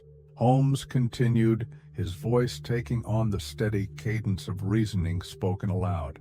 "He is a man who built his career upon secrets. Early in his tenure, he joined the Literary Funding Board, where he sat alongside Elizabeth Carraway. Their professional paths crossed often, and he donated publicly to Mallory's final published collection. If he discovered the existence of William Carraway, illegitimate son of a dying poet and a society widow, it would provide him both leverage and risk. Should the letters surface, the scandal would extend beyond her household into the political sphere that Brandon so carefully controls. I watched as Holmes's eyes drifted beyond me, unfocused for a brief moment, as he pieced together the silent architecture of motive, opportunity, and means within his mind. Then he straightened, the tension in his shoulders quiet but resolute. "We must confirm his involvement before we move further, Watson. If he has threatened the boy, there is no telling what lengths he might pursue to keep his secrets buried alongside Elizabeth Carraway's final truths." He turned back to his desk, picking up his pencil once more and jotting a few swift notes into the open notebook. The fire crackled softly in the grate behind him, its glow casting his shadow tall and clear across the carpet, illuminating the determined set of his features. Outside, the drizzle thickened into a fine, steady rain that tapped lightly against the windows of Baker Street. And as the gas lamps flickered beneath the misted eaves, I felt a quiet certainty settle through me. The case had turned upon its final path, and before this night was over, we would face the true shape of power, shame, and the silent threat woven around the life of a hidden child. Holmes remained standing by his writing desk for a long, silent moment, the small pencil still poised between his fingers as he stared down at the notes before him. Outside, the rain thickened further, drumming softly against the windows, its rhythm blending with the muted crackle of the fire in the grate behind us. The room was filled with the gentle scent of burning oak, candle wax, and faint tobacco, lingering in the corners near Holmes's armchair. At last, Holmes laid the pencil aside with deliberate care and closed his notebook. He turned to face me, his gray eyes sharp yet calm beneath the flickering lamplight. "Watson," he said softly, "we must confirm everything we know about Charles Brandon before we act. Precision is vital here. The man we face is not merely influential. He is skilled in manipulation, accustomed to having his will carried out without question." He walked to the bookcase against the far wall, retrieving a slim leather-bound volume from the middle shelf.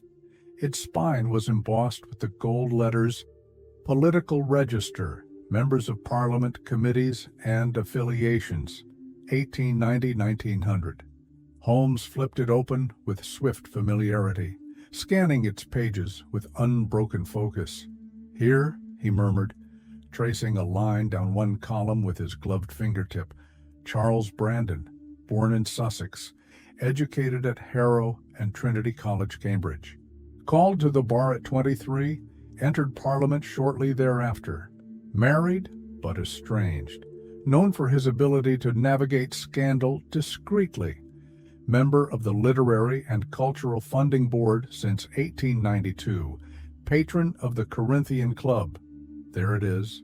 He tapped the page lightly before closing the register and returning it to its place upon the shelf. Holmes turned back towards me, folding his arms lightly across his chest. "The Corinthian Club, Watson.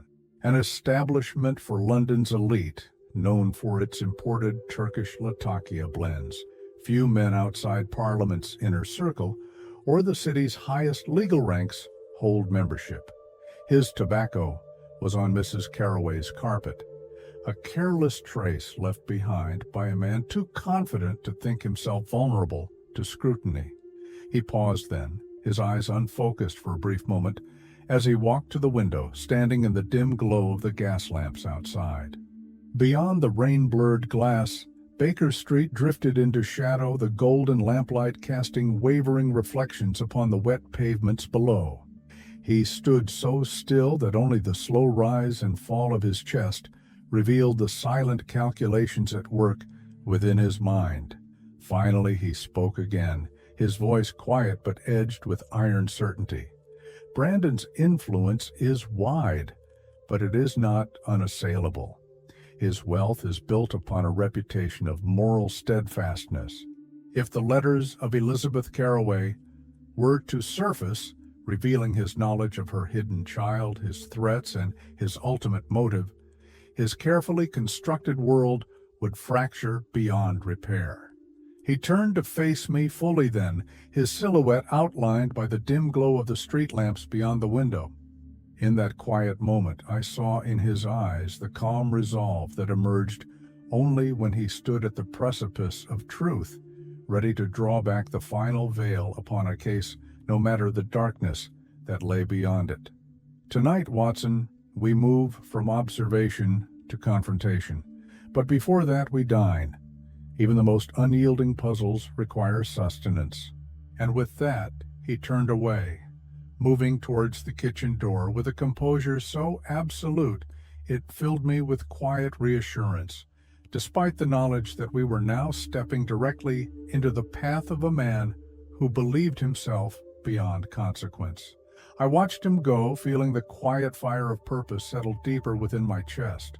For in that moment, as the rain whispered against the windows of Baker Street, I knew with certainty that this case was no longer merely about hidden letters or even murder. It was about power, secrecy, and a mother's final unspoken wish that her child might live unbound by the shame of those who would use his life for their own ends. Dinner passed in quiet efficiency. Holmes ate sparingly, his thoughts too deeply woven into the case to linger on the taste of cold beef and mustard. I, too, found little comfort in the meal, my mind turning over the revelations of the day as the rain tapped steadily against the window panes. Outside, the fog gathered in thick curling waves along Baker Street, drifting around gas lamps whose pale golden light flickered against the darkening world. When we finished, Holmes rose from the table and crossed to his writing desk. He retrieved the small bundle of Elizabeth Carraway's letters from his inner coat pocket, untying their faded pink ribbon with careful precision. The old pages unfolded softly under his gloved fingers, their corners curled with age, their ink faded to a gentle brown. He spread them across the surface of the desk beneath the lamplight, reading each with quiet absorption. His eyes moved rapidly, scanning line after line, his expression composed, yet edged with a subtle tension that told me his thoughts were narrowing to a final point.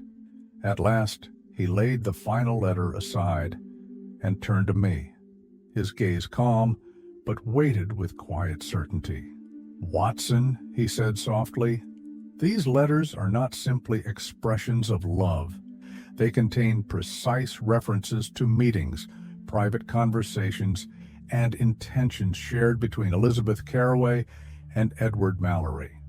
Were they to become public, they would confirm beyond doubt that William Carraway is Mallory's son." He gestured to the final letter resting upon the desk. In this one, Mallory wrote of approaching Parliament's Literary Funding Board to secure patronage for his next published collection. He references a conversation with Charles Brandon, noting his ambition and willingness to bend moral boundaries in pursuit of power. If this letter surfaced and the boy's parentage became known alongside it, it would not merely stain Brandon's reputation, it would place his entire network of influence under scrutiny. Holmes fell silent then, his eyes drifting back to the letters spread before him. The rain outside deepened in rhythm, drumming softly upon the windows as the fog pressed closer against the glass. The warm lamplight caught the faint shine of moisture clinging to the panes, illuminating the quiet room with a golden glow that seemed to hold us within a fragile bubble of calm before the final storm. Finally, Holmes spoke again, his voice low and even, though edged with the quiet iron of resolve. If Brandon learned of these letters, he would see them not only as a threat to his reputation, but as a weapon that could be used against him by any rival. That fear alone would drive him to silence their existence, and the only person holding them was Elizabeth Carraway. He folded the letters neatly once more, retied them with their faded ribbon, and slipped them back into the inner pocket of his coat. Then he moved to stand by the window, looking out into the fog-bound street beyond. His silhouette was outlined by the warm glow of the gas lamps outside, casting a tall, calm shadow across the narrow room behind him. Holmes remained silent for a long moment, his eyes focused on something far beyond the drifting fog of Baker Street. I knew better than to interrupt him. His mind was moving swiftly now, drawing the final threads of this case together into an unbreakable line of logic that would reveal the truth, no matter how dark or powerful the figure standing at its end. At last, he turned back to me, his gaze clear and composed. "Tonight, Watson, we confront Brandon. If he arranged her death to protect his influence, then he has already calculated the risks of discovery. But what he has not calculated is us." He moved away from the window, picking up his dark suit jacket and brushing the creases from its sleeves with a swift flick of his hand. Outside, the fog thickened further, swallowing the lamplight into shifting silver shadows, as though the city itself were holding its breath for what was to come. And within the quiet warmth of Baker Street, I felt the silent certainty gather around us like an unseen shield, that in a world where power and secrecy entwined so tightly they left no room for truth, it was only Holmes's unwavering pursuit of it that could bring justice to the dead and protection to the living. The fog lay thick upon London that evening, curling in heavy drifts along the streets and wrapping itself around the iron railings and gas lamps that lined Pall Mall. Our cab moved slowly through the white gloom, the lamps on its sides glowing softly, casting trembling golden auras into the damp darkness. Inside, Holmes sat in stillness, his eyes lowered, his hands folded lightly around the handle of his ebony cane. When we arrived at the Corinthian Club, the driver pulled up to the pavement's edge with a muffled clatter of hooves on wet stone. Holmes stepped down first, glancing briefly at the grand facade before us. Its sandstone columns loomed up from the fog, their carved capitals disappearing into the dimness above. Warm, golden light glowed beyond the wide glass doors, illuminating the polished brass fixtures and crimson-carpeted steps leading up into the lobby. Holmes adjusted the lapels of his dark suit, smoothing a small crease from the edge of his collar with precise care. In his other hand he carried his violin case, not for performance that night, but for the quiet reassurance it provided him in moments of measured confrontation. He paused at the entrance, drawing in a single slow breath before stepping inside. The interior of the club was a world apart from the chill fog outside. Deep mahogany paneling lined the walls, gleaming softly under the golden glow of gas chandeliers suspended from the high, coffered ceiling. Heavy Persian carpets muffled footsteps, and the scent of Turkish latakia and dark Cavendish tobacco filled the air in rich, layered currents that drifted around us like smoke-draped veils.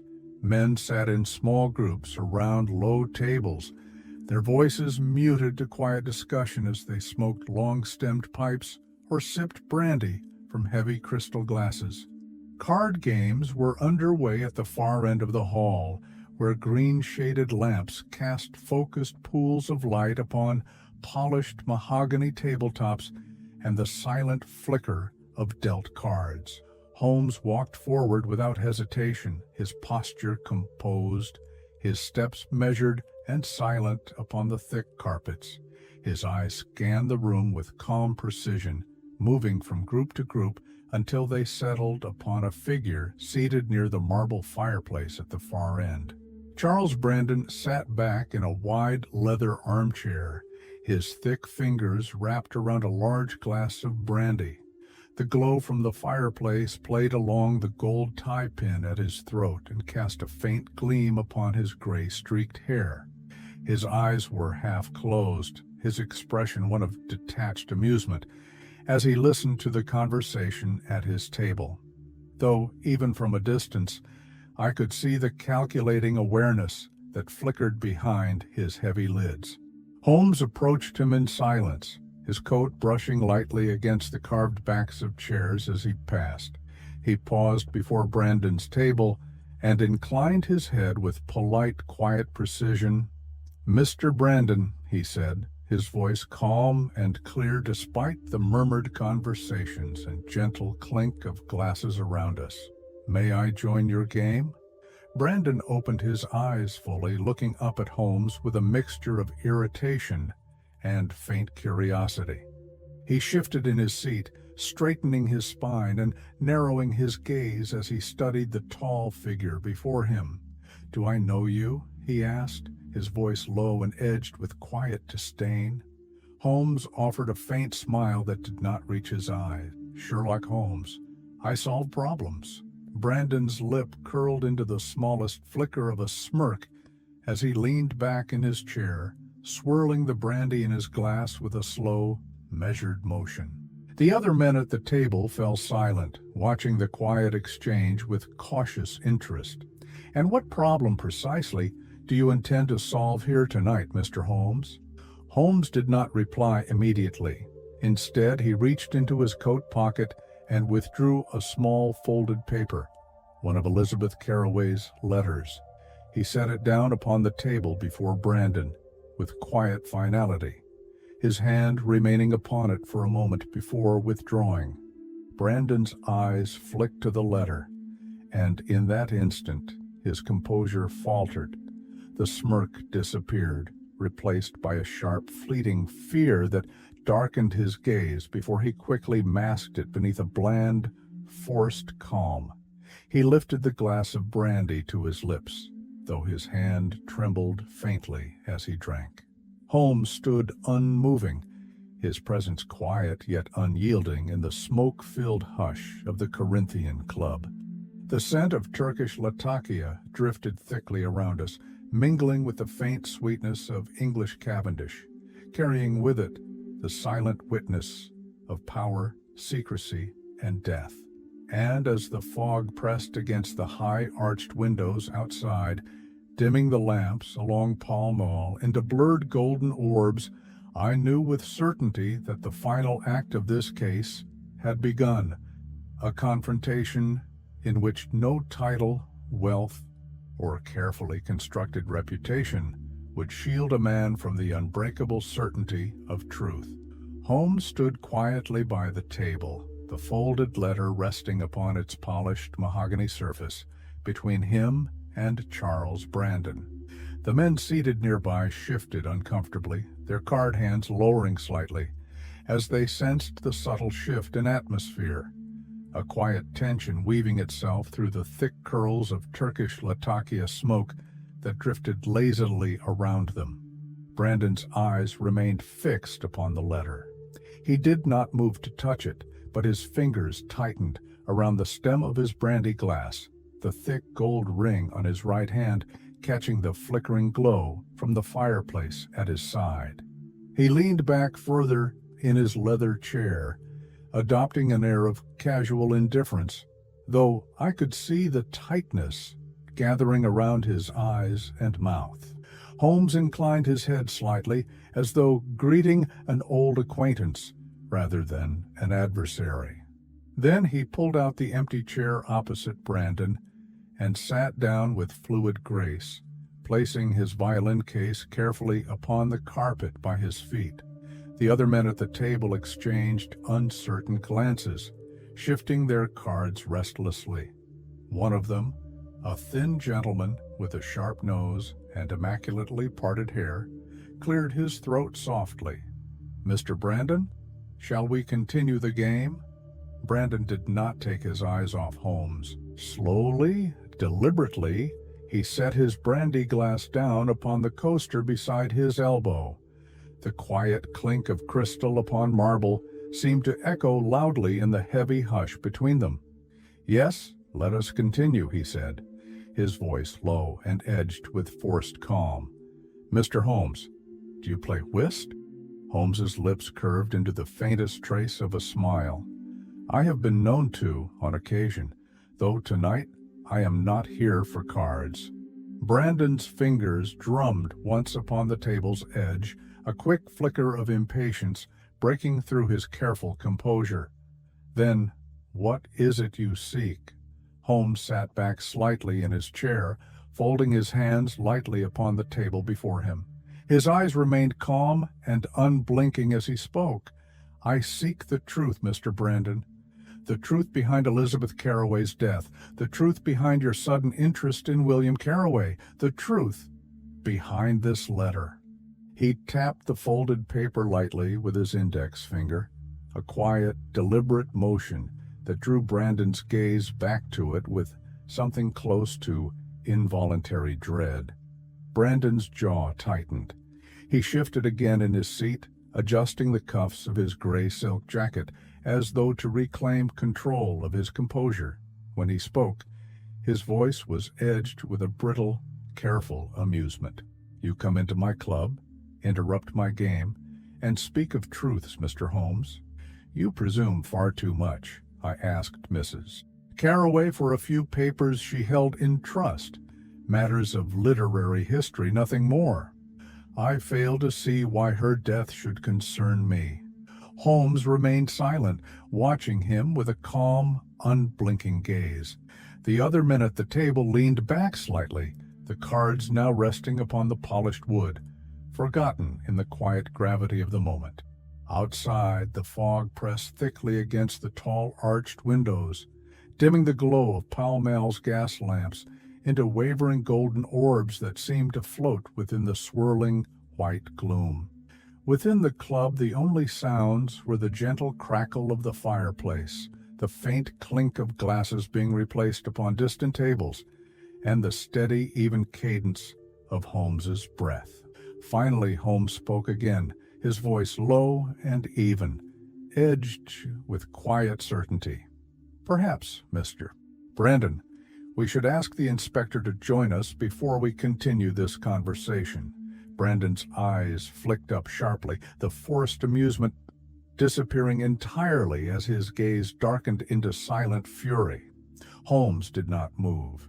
He remained seated, his posture composed, his presence quiet, yet unyielding, as he faced the man who believed himself untouchable. And in that moment, beneath the drifting veils of Latakia, smoke, and the hush of gaslit chandeliers, I saw the balance of power shift, the subtle, silent fracturing of a man's certainty as he realized that no influence, wealth, or parliamentary privilege could protect him from the quiet, unstoppable force of the truth Holmes carried with him like a blade honed to perfect, merciless precision. Brandon remained frozen in his chair for a long moment, his thick fingers still resting lightly upon the edge of his brandy glass. Around us, the quiet murmurs of the club fell into uneasy silence, as the men seated nearby sensed the shift in atmosphere. The calm civility of the Corinthian club now undercut by the quiet certainty of confrontation. Holmes sat opposite him, unmoving, his hands folded lightly before him on the polished mahogany table. The folded letter lay between them like a silent barrier, its faded pink ribbon curled gently at one corner under the golden lamplight. His expression was composed, his eyes calm and unblinking as he regarded the man before him. Finally, Brandon shifted slightly, leaning forward in his chair. His gaze flicked briefly around the room, taking in the men watching with cautious curiosity before returning to Holmes. His expression darkened with thinly veiled anger. "You come here to my club with your insinuations and threats. Tell me, Holmes, what precisely is it you believe you hold in your hand?" Holmes's voice remained soft, its tone edged only with quiet precision. "In my hand, Mr. Brandon, I hold the words of Edward Mallory, words written to Elizabeth Carroway in the final months of his life, words that name you not only as a patron, but as a man who offered him funds in exchange for silence regarding certain parliamentary indiscretions. Words also that confirm William Carroway as Mallory's son." Brandon's lips parted slightly, though no sound emerged for several seconds. The flickering glow of the chandelier above caught the sheen of sweat gathering along his temple. At last, he found his voice, though it trembled faintly with controlled fury. "This is nonsense. Mallory was a dying poet clinging to illusions. His words mean nothing now. Even if such letters exist, what proof is there of their authenticity?" Holmes remained perfectly still, the calm steel of his gaze never wavering. "There is proof enough in your reaction alone, Mr. Brandon, and more in the words of Miss Hargrove, who recalls your visit to William Carroway's guardian 2 weeks ago. Words spoken in thinly veiled threat. You asked if the boy knew who his father was. You implied consequences should she continue to stand between you and him. And when Elizabeth Carroway refused your demands for the letters, you ensured her silence another way." Brandon's chair creaked softly as he shifted back further into its leather embrace. His eyes narrowed, the fury within them now edged with silent calculation. For a moment he seemed to weigh whether denial or open defiance would serve him better. He let out a short, humorless laugh. "Poison, you say? Curare derivative, imported from South America, I presume. Tell me, Holmes, what merchant would admit to selling such a thing to me? Who among your witnesses can place me at her house?" Holmes leaned forward slightly then, folding his hands more tightly together upon the table. his voice falling to a quiet murmur that only I, seated just behind him, could hear clearly. "You misunderstand the nature of your position, Mr. Brandon. This is not about witness testimony or direct purchase records. This is about motive, opportunity, and knowledge so precise that only one man in London could fit each requirement seamlessly." Brandon's eyes flicked downward to the folded letter, the faint tremor in his hand now visible even to the men seated around us. The scent of Turkish Latakia and English Cavendish drifted thickly in the air, mingling with the sweet tang of brandy that rose from his glass. Holmes spoke again, his voice low but edged with quiet finality. "You arranged her death because exposure threatened everything you had built. But you forgot, Mr. Brandon, that power built upon fear is fragile. It takes only a single fracture to bring the entire edifice crashing down." For a moment, no one moved. The room remained silent except for the muted crackle of the fireplace and the quiet tick of the long case clock standing against the far wall. Outside, the fog pressed thickly against the tall arched windows, dimming the gas lamps along Pall Mall into blurred golden orbs. Brandon's gaze hardened into something cold and unyielding. When he spoke again, his voice was low, almost gentle in its controlled malice. "You presume too much, Holmes. You presume that men such as I can be touched by the law. You presume that truth matters." Holmes's eyes narrowed faintly, though his expression remained composed. "And you, Mr. Brandon, presume that I am alone." He inclined his head slightly towards the club's entrance, where the quiet silhouette of Inspector Lestrade now stood, flanked by two uniformed constables. The gaslight caught upon his badge as he stepped forward. His gaze locked upon Brandon with silent, unbreakable resolve. And in that moment, beneath the drifting smoke and golden glow of the Corinthian Club, the balance of power shifted once more away from the man who believed himself untouchable, and towards the quiet certainty of justice that Holmes carried with him wherever he went. Brandon's eyes flicked quickly between Holmes and Lestrade as the inspector stepped closer, his boots silent upon the thick Persian carpet that lined the club's polished floor. The two constables flanked him with quiet precision, their faces composed but their gazes alert, watching every movement of the man seated before them.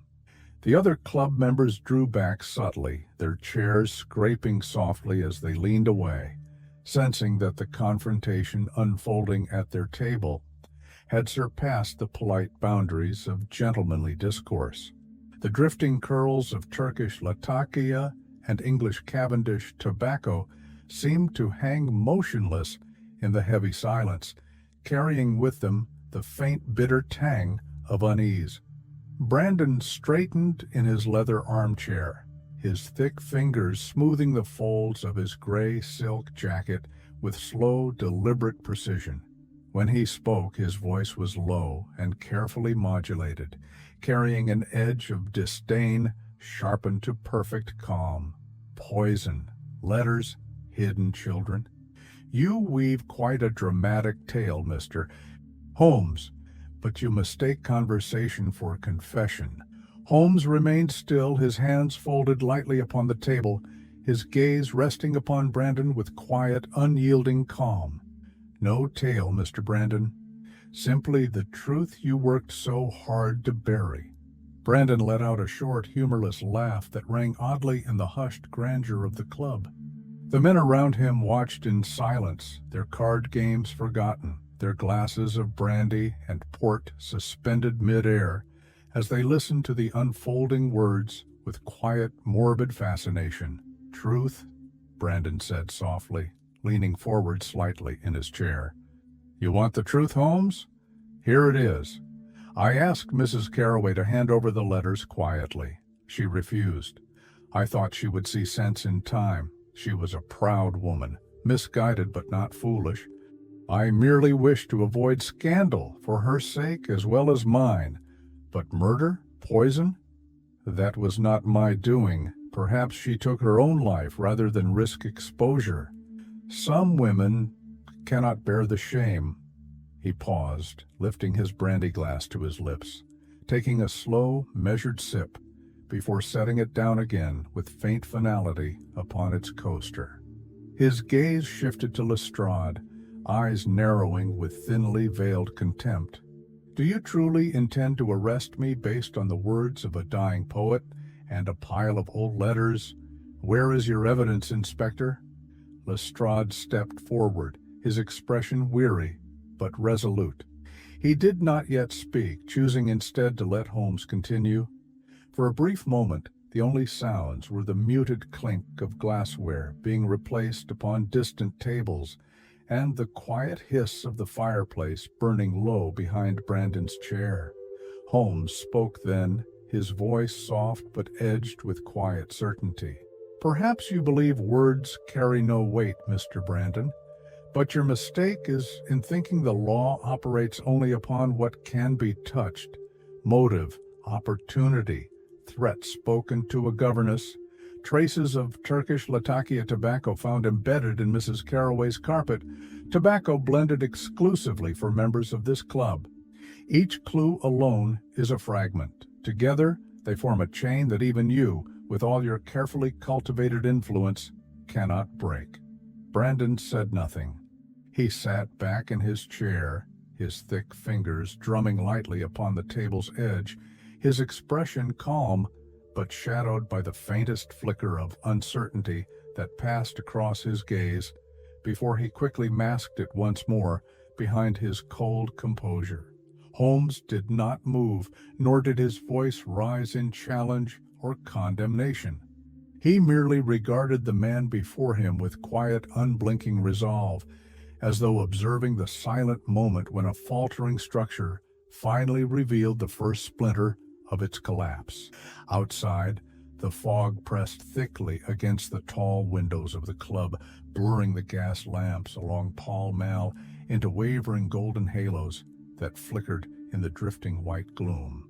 And within the silent grandeur of the Corinthian Club, surrounded by the scent of Turkish tobacco and brandy, it was clear to all present that Brandon's denials, though spoken with calm confidence, carried with them the thin, unmistakable tremor of a man who sensed his fortress of power beginning to fracture under the quiet certainty of the truth.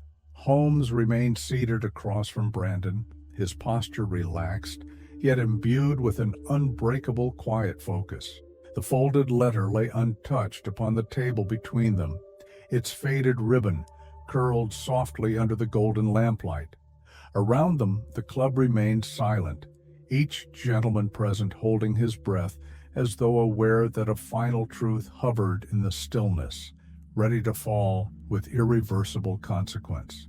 Holmes's gaze never left Brandon as he spoke, his voice low and even, its cadence edged with a calm authority that carried through the hushed grandeur of the Corinthian Club.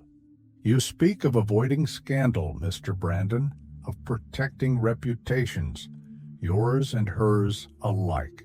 But the reality is far simpler.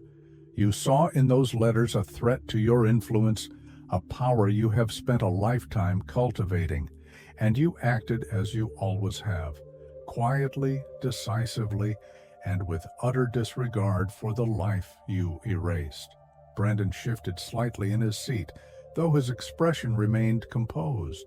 His thick fingers drummed once against his brandy glass before stilling completely. Holmes continued, his words gaining quiet momentum. The curare derivative used to poison Mrs. Carroway is no common toxin.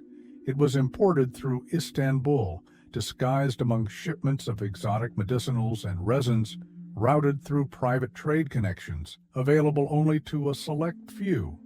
Among those few is your close associate, Mr. Leonard Dervish, merchant of Turkish imports and financier of your recent parliamentary initiative. Brandon's eyes narrowed, though he remained silent, his jaw tightening faintly beneath his carefully maintained composure.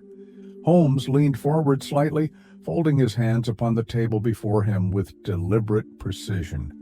When you met with Dervish last month, your shoes carried away flecks of his private tobacco blend, Turkish Latakia, mixed with English dark Cavendish, blended exclusively for the Corinthian Club's members. Traces of that same tobacco were found embedded within Mrs. Carroway's carpet, directly beside the chair in which she died. Brandon exhaled sharply through his nose, an almost inaudible scoff of disbelief, but the faint sheen of sweat now visible upon his temple betrayed what his words did not.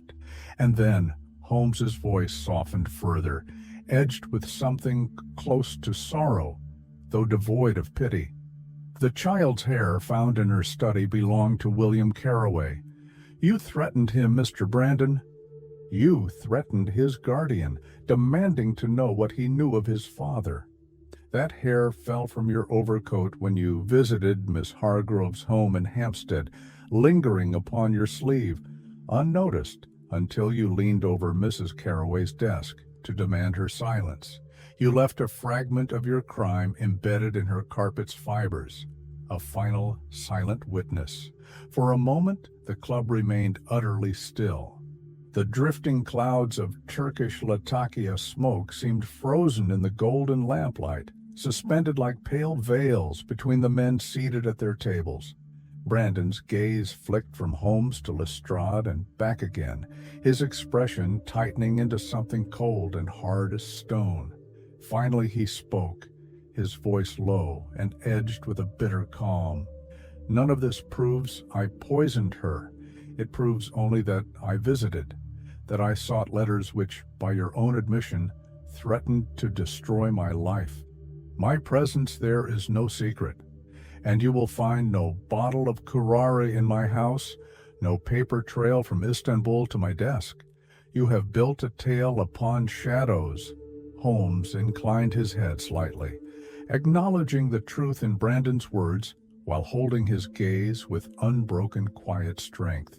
Perhaps, he said softly, but shadows, Mr. Brandon, when cast by the right light, reveal every hidden shape within them.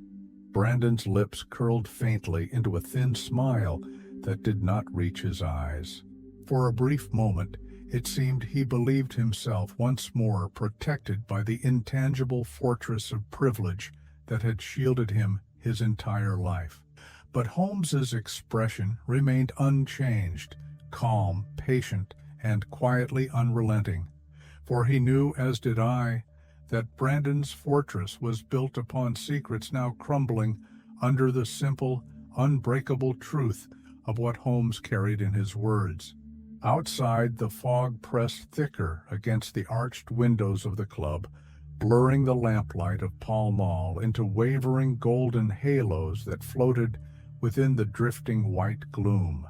And within the silent grandeur of the Corinthian Club, surrounded by the rich scents of tobacco, brandy, and burning oak, Brandon sat in motionless silence, the final shape of his defeat beginning to reveal itself within the quiet certainty of Holmes's trap. For a long moment, no one at the table spoke. The golden lamplight cast soft reflections upon the polished mahogany, illuminating the folded letter resting between Holmes and Brandon, its faded ribbon curling like a silent echo of the life it once honored. Around them, the quiet grandeur of the Corinthian Club held its breath. The other gentlemen seated nearby shifted uncomfortably in their chairs. Their card games lay forgotten, glasses of brandy and port untouched upon small marble tables. The thick clouds of Turkish Latakia and English dark Cavendish tobacco drifted lazily in the hushed air, carrying with them the faint sweetness of bergamot from nearby pipes, mingling into an atmosphere that felt almost sacred in its solemn quiet. Brandon leaned back in his leather armchair, the carved wings framing him like a throne. He raised his brandy glass to his lips with careful composure, though I saw the faint tremor that passed through his hand before he steadied it. He took a slow sip, set the glass down upon its coaster with deliberate precision, and finally looked up at Holmes. "You can prove none of this, Holmes," he said softly. His voice was calm and low, edged with quiet contempt, sharpened to precise cruelty. "I visited her, yes. I asked for the letters, yes, but I did not kill her. You have no vial, no delivery agent, no confession, only circumstantial conjecture woven into dramatic performance." His lips curled into a faint, cold smile as he glanced briefly at the silent men gathered around them, as though seeking confirmation of his unassailable position. "And these gentlemen understand that words without proof are nothing more than smoke drifting in the wind." Holmes remained perfectly still, his hands folded lightly upon the table before him. His eyes were calm and unblinking, carrying neither threat nor anger, only the quiet, unbreakable certainty that had carried him through every shadowed mystery London had laid before him. He spoke then, his voice low and even, its tone edged only with patient truth. "Perhaps, Mr. Brandon, perhaps tonight you will leave this club and return to your townhouse, pour yourself another glass of brandy, and sit before your fire, telling yourself that your power remains intact. Perhaps you will believe that the law cannot touch you." He paused, allowing his words to settle into the heavy hush around them. Brandon's cold smile flickered slightly, though it remained upon his lips, fixed and unyielding. "But remember this," Holmes continued softly. "Shadows remain patient. Secrets remain silent only for as long as they are unobserved. And truth remains, even when buried beneath the weight of your lies. It remains, waiting to rise." The words hung in the scented air between them, drifting with the quiet curls of tobacco smoke that wove their pale ribbons around the chandeliers above. The other men said nothing.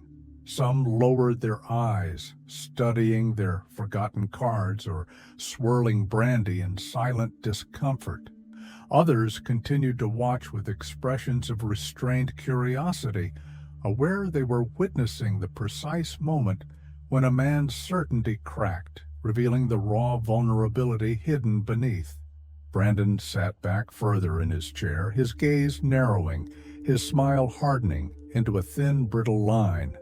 "You presume far too much, Holmes." Holmes did not respond. He simply inclined his head slightly, a gesture that carried neither submission nor challenge, only the quiet acknowledgement of a truth spoken and received.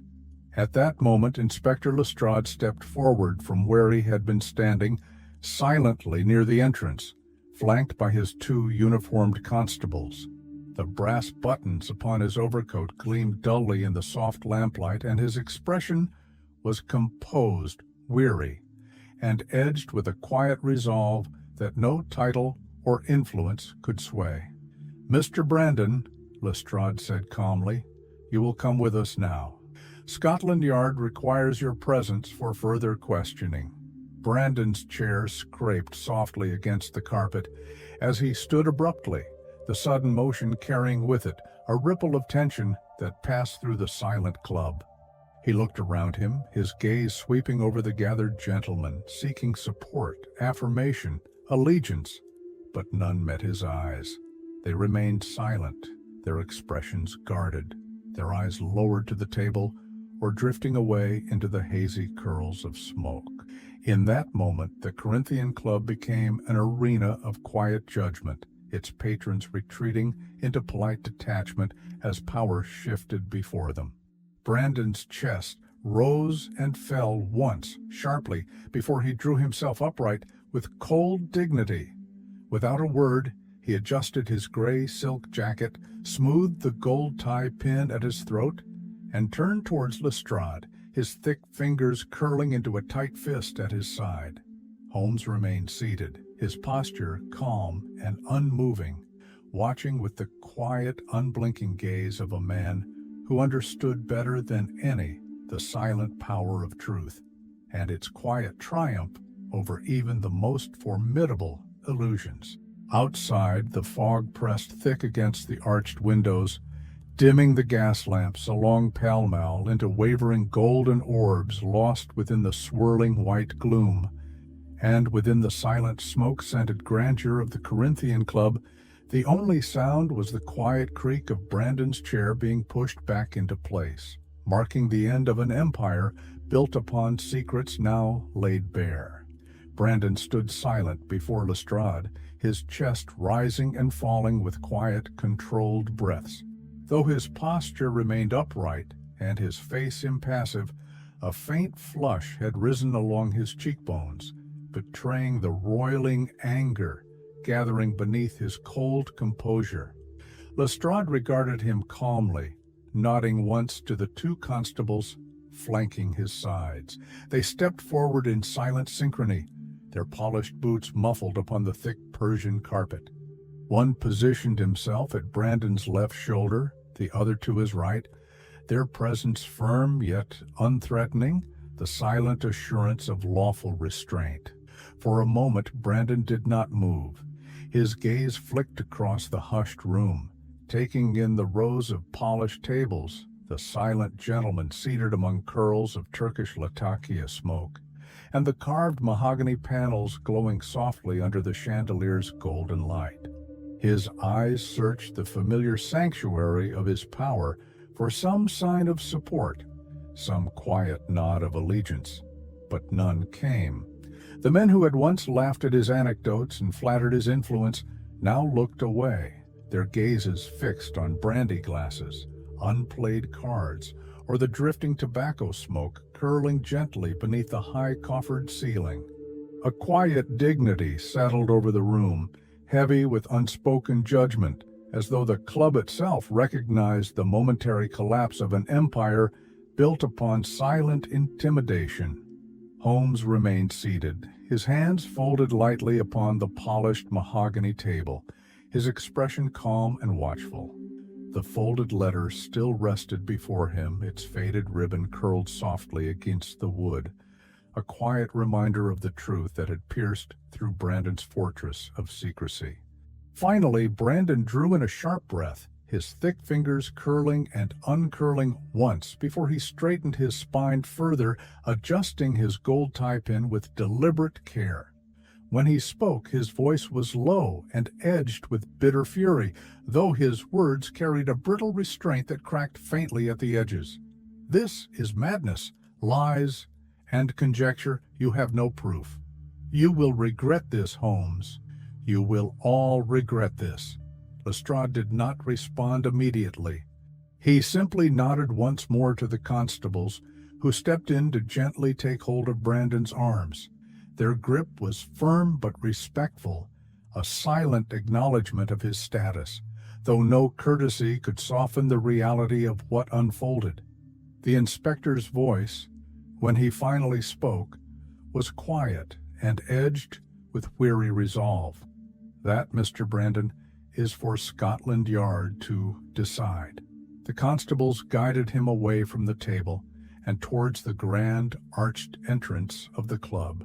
His boots made no sound upon the carpet as he walked, his broad shoulders stiff, his gaze fixed forward into the shadows beyond the doorway.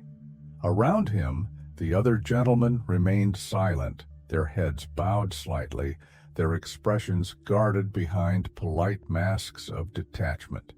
As they reached the entrance, Holmes rose smoothly from his chair, gathering his violin case and slipping the folded letter into his inner coat pocket with careful precision.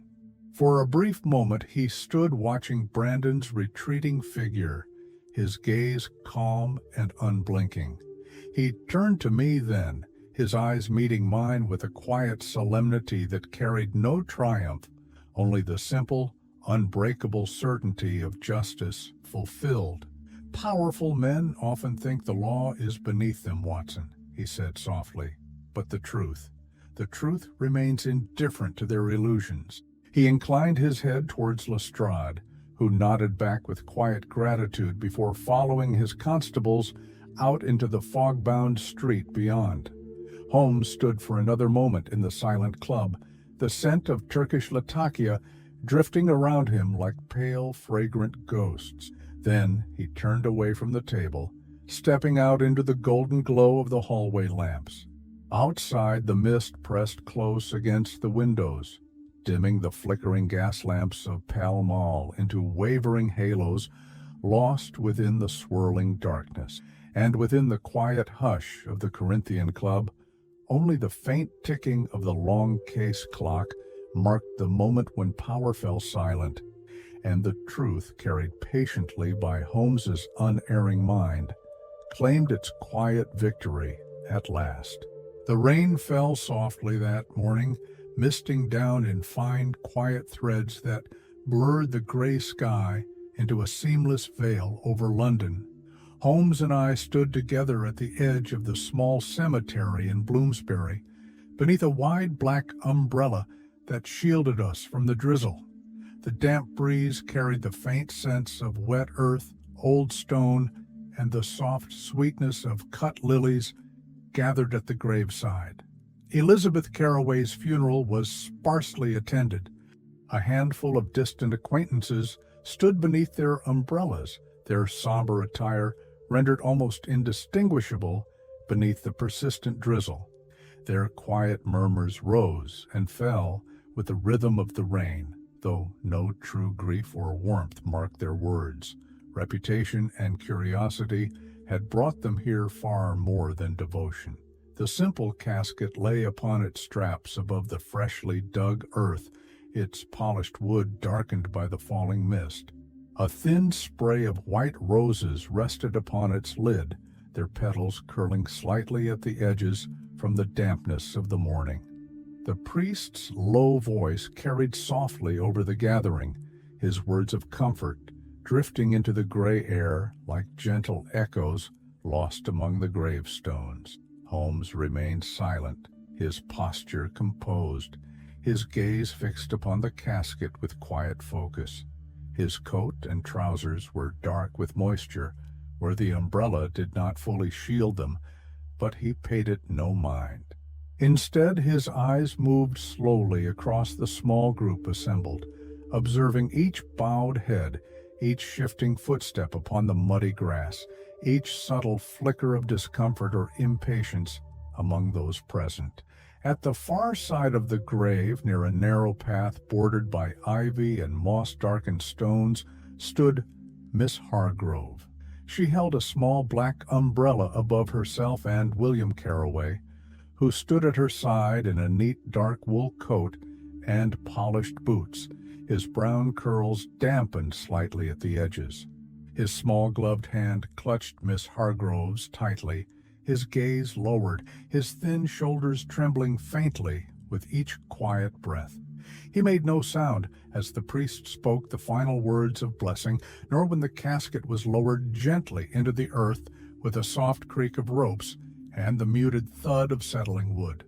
But his eyes, when he lifted them briefly to look upon the roses resting atop his mother's coffin, were wide with sorrow and edged with a confusion that no words of comfort could ease. Holmes watched him for a long moment, the lines of his face softening into quiet gravity. Then he reached into his inner coat pocket and withdrew a small sealed envelope, its paper thick and cream-colored, its flap closed with a simple wax seal pressed with a delicate floral stamp. He stepped forward across the damp grass, the rain whispering against his umbrella as he approached the boy and Miss Hargrove. She looked up at him, her eyes shadowed with grief and concern, but she said nothing. Holmes knelt down upon one knee, his coat brushing the wet grass, and extended the envelope towards William. The boy looked at it with wide, uncertain eyes before raising his gaze to Holmes' calm, steady face. "Your mother left this for you," Holmes said softly, his voice edged with a quiet gentleness that carried through the hush of falling rain. "She wanted you to have it when she was gone." William took the envelope with small, trembling fingers, holding it close to his chest without looking at its contents. Miss Hargrove placed her free hand lightly upon his shoulder, her touch radiating the silent strength she carried so steadfastly for him. Holmes remained kneeling for a moment longer, his gaze meeting the boy's with calm, unwavering certainty, as though passing to him a silent promise of protection the world had never offered before. Then he rose, his knees dampened with rain and earth, and stepped back to stand beside me once more, beneath the umbrella's quiet shelter. Neither of us spoke as the funeral concluded, as the mourners drifted away along the ivy-edged paths, their umbrellas bobbing softly against the gray sky. Holmes remained watching the small figure of William Carraway until the boy and Miss Hargrove turned away from the grave, walking slowly down the narrow path, their silhouettes outlined against the drifting mist. The letter remained clasped in the boy's hand, its pale envelope glowing softly, even within the gray shadow of the rain. And in that silent cemetery, beneath the quiet whisper of falling water and the low rustle of ivy against ancient stones, I felt a calm certainty settle within me, that though Elizabeth Carraway's life had ended in secret sorrow, her final truth, entrusted now to the small hands of her hidden son, would carry forward into a world she had fought so quietly to protect him from. The rain eased into a light mist as Miss Hargrove led William down the narrow, ivy-lined path away from his mother's grave. They walked slowly, her arm wrapped protectively around his small shoulders, their footsteps muffled upon the damp, moss-covered stones. Holmes and I remained at a quiet distance, following at a respectful pace as the path curved around a row of old granite markers etched with names long faded by time and weather. After a short walk, Miss Hargrove guided William towards a small stone bench beneath the spreading branches of an ancient yew. The tree's dark needles glistened with moisture, and droplets fell softly onto the bench's surface, creating tiny mirrored pools that quivered with each new touch of rain. She sat down, drawing William close beside her. The boy still clutched the sealed envelope Holmes had given him, holding it pressed against his chest as though it might slip away should he loosen his grip. His wide brown eyes were distant and unfocused, gazing at the drifting mist beyond the yew's dark boughs. Holmes stepped forward then, his boots making only the faintest sound upon the wet grass. He stopped a short distance away, his posture calm and unobtrusive, allowing Miss Hargrove and William their quiet moment without intrusion. I stood beside him, the scent of damp earth and yew needles drifting softly around us in the chilled morning air. Miss Hargrove placed her gloved hand lightly upon William's arm. "Read it, dear," she whispered, her voice low and edged with gentle sorrow. She would want you to know her words. William looked down at the envelope, blinking once as tears gathered along his lashes. He broke the wax seal carefully, peeling it away with small, trembling fingers before drawing out the folded letter within. The cream paper was thick and edged with delicate floral embossing. Its surface trembled faintly in his grasp as he unfolded it and began to read. The cemetery around us remained hushed, the quiet broken only by the distant caw of a lone rook and the drip of rainwater from the yew's overhanging branches. The boy's lips moved silently as he read, his gaze moving slowly down the page. I could see his small chest rising and falling in uneven breaths, his shoulders trembling beneath his wool coat as each line of his mother's final words settled into him like a quiet, irrevocable truth. When he reached the end, his tears fell freely, tracing pale lines down his cheeks to drop upon the letter resting in his lap. Miss Hargrove wrapped her arm more tightly around him, pressing a gentle kiss against his damp curls as she whispered soothing words into the misty stillness. Holmes remained silent beside me, his gaze fixed upon the boy with an expression of quiet solemnity. I could sense his thoughts, though he spoke none of them aloud, reflections upon a mother's final act of love, upon the tender burden now carried by the child who remained, and upon the silent, patient truths that endure beyond death's unspoken veil. At last, William folded the letter carefully and pressed it to his chest once more. His voice, when he finally spoke, was so soft that I could barely hear it over the quiet rustle of falling rain. She called me, her greatest poem. Miss Hargrove closed her eyes for a moment, holding him tighter. Her tears slipped silently down her lined cheeks, mingling with the fine drizzle that clung to her lashes and shawl. Holmes stepped forward then, kneeling upon the damp grass so that his eyes were level with William's. The boy lifted his gaze to him, his eyes red with tears, but steady with the quiet strength that grief often forges in the hearts of the very young. "Your mother loved you with a love greater than fear," Holmes said softly, his voice edged with a gentleness I had seldom heard from him. "Live bravely, William. Live for her and for yourself. That is what she wished most of all." For a long moment neither moved. Then William nodded once, a small, resolute motion that seemed to steady his trembling shoulders.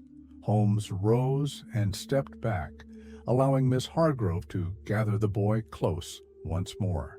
And in that quiet corner of the cemetery, beneath the dark boughs of the ancient yew and the silver veils of drifting rain, Elizabeth Carroway's final words found their home, carried now within the small chest of her hidden son. A truth that would remain unbroken long after the world had forgotten the scandal her letters once threatened to reveal. Holmes remained standing for a quiet moment, his gaze fixed upon William and Miss Hargrove as they sat beneath the ancient yew. The boy's small shoulders trembled with silent sobs, his thin frame leaning into the steady warmth of the governess at his side. She cradled him gently, her gloved hand stroking his damp curls with a tender care that spoke of years spent nurturing him with quiet, unwavering devotion. The mist drifted around them in pale curling veils, weaving softly between the ivy-covered gravestones and the moss-darkened stone walls that encircled the cemetery. Raindrops clung to the fine black lace of Miss Hargrove's veil, gathering at its edges before falling silently onto her shawl and the letter clasped tightly against William's chest. Holmes stepped back, his boots pressing lightly into the damp earth. He turned away from the quiet grief before him, his face composed but shadowed with a somber thoughtfulness. The scent of wet grass and fallen yew needles rose softly around us as we walked back down the narrow path towards the cemetery gates. I glanced at him as we moved through the drifting mist.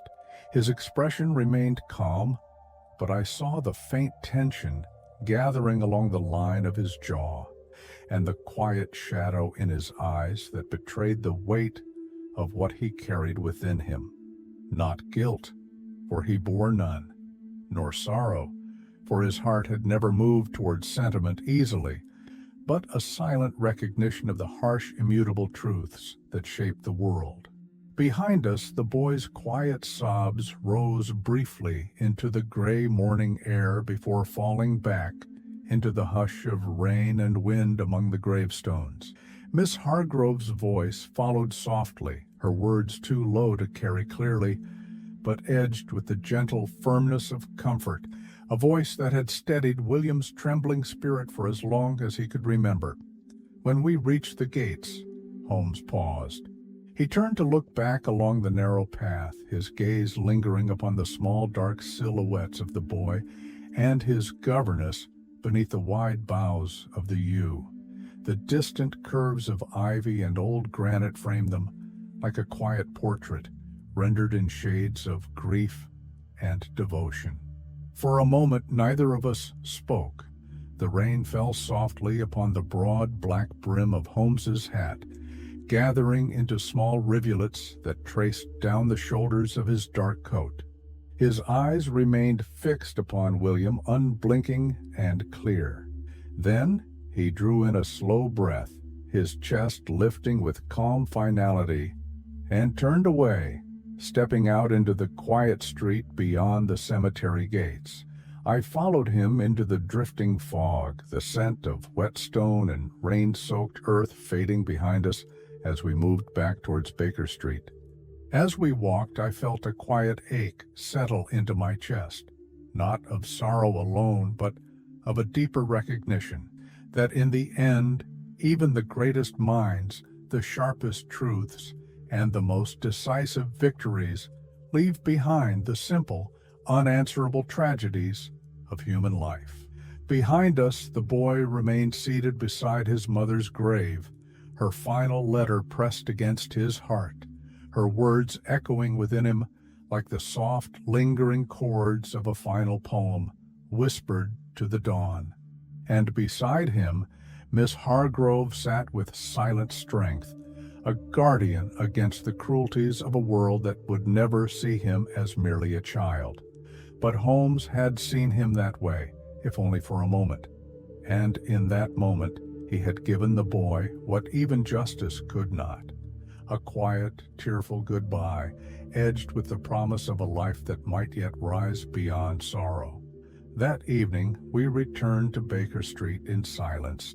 The journey through the fog-bound streets was slow, the cab wheels rolling softly over damp cobblestones as gas lamps glowed in wavering golden orbs against the drifting mist. Holmes sat opposite me, his gaze turned inward, his eyes half-lidded with thought. The quiet sway of the carriage did not disturb his stillness. He seemed as much a part of the dim evening as the pale lamplight flickering through the rain-speckled glass. When we arrived, Mrs. Hudson met us at the door with a worried frown, but Holmes brushed past her gently, murmuring only that he wished for tea in an hour and silence until then. I followed him up the narrow stairs into the sitting room. The warm scent of old books and faint tobacco still lingered, mingling with the damp mineral tang of the evening fog that drifted in through the open transom window above the street. Holmes removed his coat and hat with calm precision, hanging them upon their pegs before crossing to stand by the window. There he remained for some time, his slender silhouette outlined against the drifting gray beyond the glass. The faint golden glow of Baker Street's lamps illuminated the profile of his face, carving it into lines of quiet solemnity. I sat in my armchair near the fire, the flickering light casting soft shadows across the rug and along the stacks of journals piled upon the side table. I opened my notebook and laid it upon my knee, staring at its blank page for a long while before dipping my pen into the inkwell and beginning to write. I recorded every detail of the case, the curare derivative, the letters bound in faded pink ribbon, the pale hair of a hidden child found among a murdered woman's final belongings. I wrote of Holmes's trap at the Corinthian Club, of Brandon's brittle composure fracturing beneath the quiet, unrelenting force of truth. I wrote of Elizabeth Carraway's funeral, the small boy who wept silently by her grave, the letter pressed against his chest, his mother's final words carrying a love he would never hear spoken in life. And as I wrote, my hand moving steadily across the page, a quiet sadness settled within me. For Holmes had once said that the world was full of obvious things which no one, by any chance, ever observes. But I wondered then if among those obvious things were the silent tragedies left behind by truth itself. Holmes saved a child from a life of blackmail and shame. He revealed a murderer who believed himself beyond consequence. He protected a secret that could have destroyed reputations, lives, and quiet dignity. Yet I wondered, as the fire crackled softly in the hearth and the rain tapped gently against the window panes, whether it is not love that destroys, but the secrets we tie to it. For Elizabeth Carraway loved her son with a devotion so quiet and absolute that she hid his life to keep him safe. And in that secrecy, she left him a sorrow no truth could erase. The knowledge that her love for him was lived only in silence, in folded letters locked away in a name he would never call her by. When I finished writing, I set my pen down and closed my notebook, letting it rest upon the small table beside me. Holmes still stood by the window, unmoving, his gaze lost beyond the drifting fog into the shadowed depths of London's night. I did not disturb his thoughts, for I knew he was not pondering Brandon's arrest or the legal ramifications to come. No, his mind was upon the quiet echoes left behind, the silent reminders that even when justice is done, there remain losses no logic can mend. Outside, the gas lamps flickered against the fog-bound street, casting tall, wavering shadows along the brick facades. And in that quiet room, lined with books and soft lamplight, I felt the simple, unyielding truth settle within me, that justice serves the world, but love, even hidden, even lost, remains what renders it worth saving. Holmes remained by the window long after I set aside my notebook and folded my hands upon my lap. The quiet tick of the mantel clock filled the room with its soft, unwavering rhythm, punctuating the hush with each passing second. The fire burned low, casting a warm glow along the brass fireguard and illuminating the polished curves of Holmes's violin resting upon its stand near his armchair. Outside, the fog pressed thick against the window glass, blurring the gas lamps along Baker Street into dim golden orbs lost within the drifting silver-gray mist.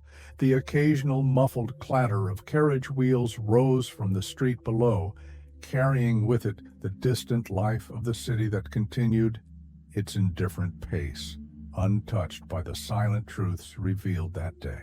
Holmes stood with his back to me, his tall frame outlined in the dim lamplight, his left hand resting lightly upon the window frame, his right raised to his lips as he drew calmly upon his pipe. The faint scent of Turkish tobacco mingled with the rain-dampened air drifting through the transom window, weaving its quiet sweetness into the warm hush of the sitting room. He remained silent for some time, his posture relaxed, yet imbued with the quiet tension of thought. I watched the thin curls of smoke drift upward from his pipe, illuminated briefly by the glow of the street lamps before fading into the shadowed corners of the ceiling.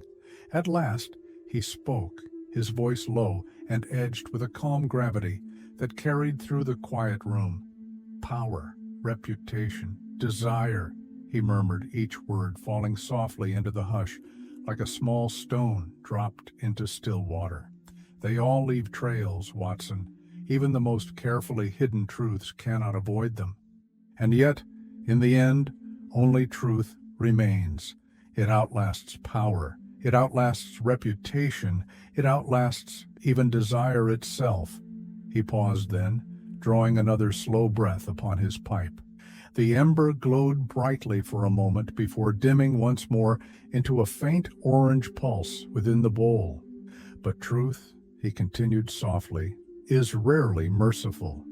It does not concern itself with the wounds it leaves behind, nor the lives it changes. It simply remains, indifferent and unyielding. That is why so few seek it willingly." He turned then, facing me fully. His expression was calm, though the faint shadows beneath his eyes betrayed the quiet exhaustion that comes only at the end of a case that demanded not merely logic and precision, but the deeper, silent cost borne by every soul who dares to look directly into the heart of human darkness. His gaze met mine with unblinking clarity, and for a moment the quiet fire of his mind revealed itself there. The simple, relentless force that saw beyond lies, secrets, and illusions to the unvarnished truth that lay beneath. Then he lowered his pipe, allowing the thin curl of smoke to drift upward between us. He turned away once more, his silhouette outlined against the dim lamplight as he moved towards his violin resting upon its stand. Outside, the fog pressed thicker against the windows, and the gas lamps glowed softly within it like pale, distant stars. And within the quiet warmth of Baker Street, lined with books, shadows, and the faint scent of Turkish tobacco, Holmes stood alone with his thoughts, a man who carried the truth with unbreakable certainty, even as it left him surrounded only by silence. The fog remained heavy that night, drifting in thick, silent veils along Baker Street and softening the glow of the gas lamps into dim, golden halos. Beyond our windows, the darkened city lay hushed beneath the weight of its hidden lives, its secrets carried within narrow alleys and shuttered drawing rooms, as silent and enduring as the rain-slicked stones beneath its carriages. Holmes sat in his armchair by the hearth, his violin resting lightly upon his shoulder, the bow moving in slow, measured strokes across the strings. The melody he drew forth was quiet, almost meditative, a series of gentle, minor chords interwoven with thin, lingering notes that hovered in the warm lamplight before fading into the shadows gathered along the ceiling beams. I sat at my writing desk near the window, recording the final details of the case into my journal. The scratch of my pen upon the paper blended softly with the music, their sounds weaving together into a calm, unbroken rhythm. The fire burned low in the grate, its faint orange glow illuminating the dark Persian carpet and casting flickering reflections upon the brass fittings of Holmes's violin case beside his chair.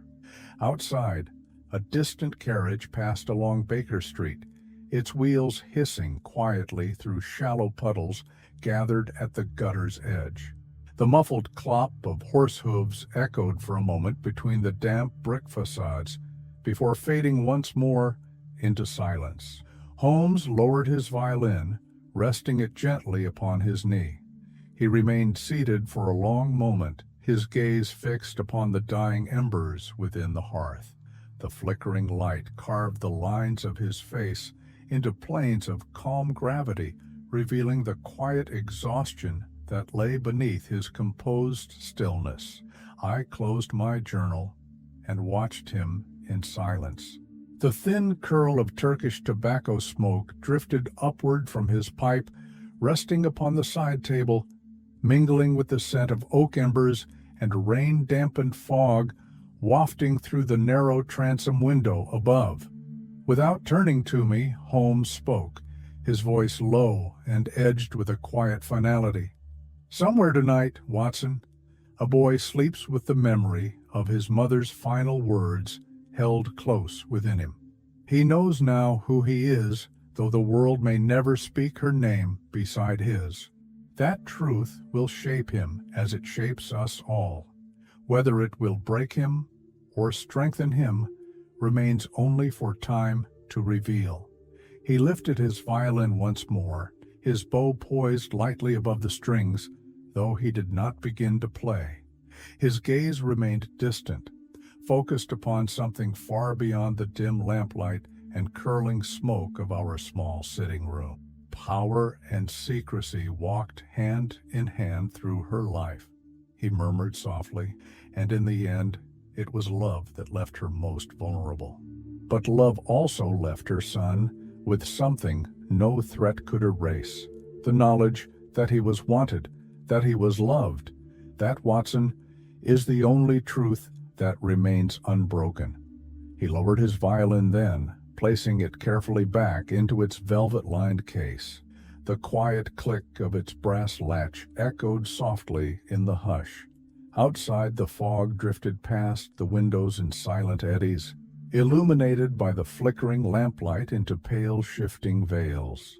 And in that small room upon Baker Street, lined with books, shadows, and the quiet scent of tobacco, the echoes of Elizabeth Carraway's life remained, not in scandal, nor reputation, nor hidden letters, but in the silent certainty of a love that endured beyond death, carried forward in the small brave chest of a boy who would forever remain her greatest poem.